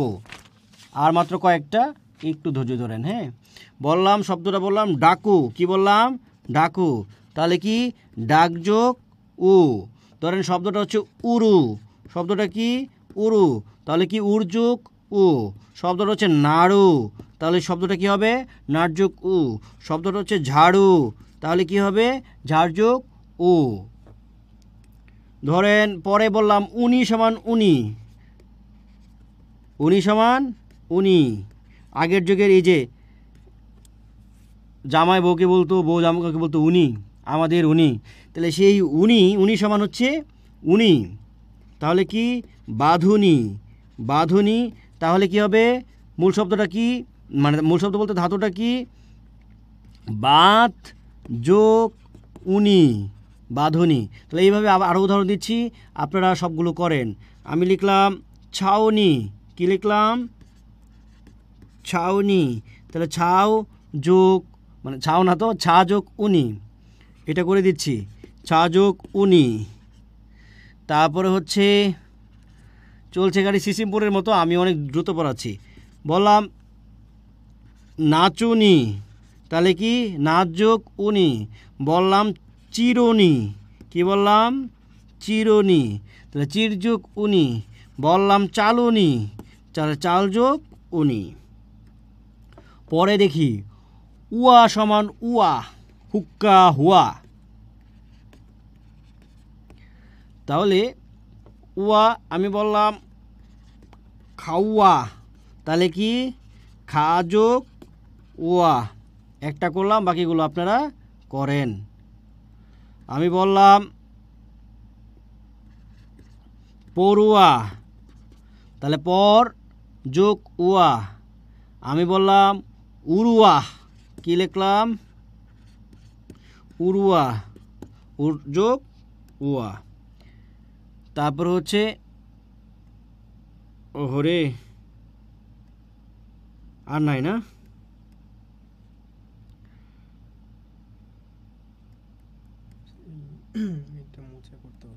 আচ্ছা, এই যে এখানে করছি, আর যে কটা আছে কটা আমি এখানে ছোটো করে লিখে দিচ্ছি। আর আছে এক দুইটা, উয়া সমান উয়া, অর্থাৎ কোনো শব্দ শেষে যদি আমরা ওয়া দেখি তাহলে ওয়াটুকু আলাদা করে ফেলবো, মূল ধরে লিখবো। আমি লিখলাম বাঁচুয়া, তাহলে কি হবে? বাঁচ যোগ ওয়া। ওকে, এই নিয়মটা চলে গেল। এইখানে আরেকটা নিয়ম লিখি ছোট করে, তা সমান তা, তা সমান তা, অর্থাৎ শব্দ শেষে যদি তা দেখি তাহলে মূলটুকু রাখবো। ধরুন আমি বললাম বহতা, জীবন মানে বহতা নদী থেমে শুধু থাকেন, একটা গান আছে আসিফের মনে হয়, সেই বহতা। তাহলে বহ যোগ তা, তাহলে আমি যে বললাম পড়তা, তাহলে কী হবে? পর যোগ তা। আমি লিখলাম ফিরতা, তাহলে কী হবে? ফির যোগ তা, তাহলে তা সমান তা। আমাদের আর কি আছে? তি সমান তি, লাস্ট ওয়ান, তি সমান তি এখানে লিখে দিচ্ছি। শব্দ শেষে যদি আমরা দেখি তি, তার পরিবর্তে আমরা কী দিব? তি। তি সমান কী দিব? তি। ধরেন আমি বললাম ঘাটতি, তাহলে কী হবে? মূল শব্দটা কি? ঘাট, এর পাশে কী দিয়ে দিব? তি। আমি বললাম মনে করেন কাঠটি, তাহলে কাঠ যোগ তি সমান কি? কাঠ যোগ তি, তাহলে তি সমান তি। এই হলো মোটামুটি এখানে 23টা শর্ট টেকনিক ছিল, 23টা ছিল শেষ। এই হলো মোটামুটি আজকের আমরা বাংলাকৃত প্রত্যয় বললাম। কি বললাম? বাংলাকৃত প্রত্যয় বললাম, এবং প্রকৃতি এবং প্রত্যয়ের যে বেসিক যে অংশগুলো আছে সেইগুলো কিন্তু আমরা আলোচনা করেছি। সোহেলি বলেছেন, স্যার আপনার ক্লাস আজ প্রথম করলাম, খুব ভালো লেগেছে, অনেক কিছু শিখলাম, thank you very much. Thank you very much sir, কয়েকটা লেকচার মিলে রিভিশন পরীক্ষা নিলে ভালো হয়, ভালো হতো স্যার। বয়ান কেমনে? বয়যুগ, হ্যাঁ আনটা আলাদা করবেন, বয়যুগ আন। মোটামুটি আপনারা স্যার আপনার কমেন্ট নোটিশ করেন না, তাই আমার মন খারাপ। কে বলেছে এটা? তাপসী কবির। তাপসী কবির, আপনার এটা চোখে পড়েনি। হ্যাঁ, আমার যেটা এখানে পড়ে, আমার হাতে মানে একসাথে অনেক কমেন্ট থাকে, তো যেটা সামনে আসে ওইটাই আমি পড়ি। মানে আমার কারোর সাথে শত্রুতামি নাই বা কারোর সাথে মিত্রামি নাই। মিত্রামি মানে হচ্ছে মিত্র আর কি। তো মিত্রামি বা শত্রুতামি কারোর সাথেই নাই, সবাই আপনারা আমার মিত্র। ঠিক আছে, এই হলো মোটামুটি আমাদের প্রকৃতি প্রত্যয়ের যে লাগামহীন ঘোড়া, কে জানি প্রথমে বলেছিলেন যে বসে আসছে না। আশা করি এইভাবে যদি পড়েন, এইভাবে কিন্তু আমরা পরবর্তী দুটো ক্লাসে অনেকগুলো উদাহরণ পড়ে শেষ করবো এবং টেকনিক দিয়ে। দেন আপনারা এই টেকনিক আকারে যখন আপনি সলভ করবেন, পরে দেখবেন আপনি পরীক্ষায় এই প্রশ্নগুলো যখন আপনি সলভ করবেন, দেখবেন একেবারেই ইজি লাগছে, কখনই কঠিন লাগবে না। প্রকৃতি প্রত্যয় কঠিন লাগবে না, আপনাকে কী করতে হবে? প্র্যাকটিস করতে হবে, প্রচুর প্রচুর প্রচুর প্রচুর প্র্যাকটিস করতে হবে, প্র্যাকটিসগুলো হয়ে যাবে। আচ্ছা, এগুলো কীভাবে প্রশ্ন হয়? প্রশ্ন হচ্ছে এখান থেকে একটা শব্দ দেওয়া থাকবে, শব্দ দিয়া বলবে যে এটার প্রকৃতি প্রত্যয় কী, অথবা দেয়া থাকবে নিচের কোনটি প্রত্যয়সাধিত শব্দ বা নিচের কোনটি প্রত্যয়সাধিত শব্দ নয়, বা নিচের কোনটি বাংলাকৃত প্রত্যয় বা নিচের কোনটি বাংলাকৃত প্রত্যয় নয়। এভাবে যেভাবে প্রশ্ন করুক, বাংলাকৃত প্রত্যয় যেটা কিন্তু আপনি বুঝতেই পারছেন। দেখেন সবগুলোর মধ্যে কি আছে, আপনি যখন শব্দটা বিশ্লেষণ করছেন তখন দেখেন সবগুলো ধাতু দিয়ে কিন্তু আপনি তুই বলে যখন আপনি অর্ডার করছেন বা তুই বলে যখন আপনি নির্দেশ দিচ্ছেন যে তুই কর, তুই মর, তুই যা, তুই খা, তুই উঠ, তুই মর, তুই পট, তুই কর, এরকম সব কিছু যখন পড়ছেন তখন একটা একটা করে কী হয়ে যাচ্ছে, একটা কিন্তু বাক্য হয়ে যাচ্ছে। ঠিক আছে, কিন্তু আপনি যদি সংস্কৃত হতো তাহলে আপনি কিন্তু তুই শ্রু, তুই ক্রু, তুই ক্রি, তুই ধ্রি, তুই প্রি, এরকম কিন্তু হচ্ছে। যদিও প্রি নামে আছে কিনা আমি জানি নেই, বানায় বলছি। তো ওই ধ্রি, তারপরে ক্রি, কৃত, ক্রি, ক্রন্দ, অঙ্কপট, বন্ধ, ধৃস, ধৃসগি, বুধ, হর্ষ, কি মনে আছে? আমি এগুলো ছড়া দিয়ে পড়িয়েছিলাম ধাতুতে। তো এই ধাতুগুলো দেখেন সংস্কৃত ধাতু একটিও কিন্তু আপনি তুই বলে অর্ডার করে কোনো বাক্য লিখতে পারছেন না। কঠিন মনে হচ্ছে প্রমি, আপনি হয়তো প্রথম থেকে ছিলেন না। আর এই প্রকৃতি এবং প্রত্যেক ক্লাসটিও কিন্তু মোটামুটি একটু কঠিন টাইপের।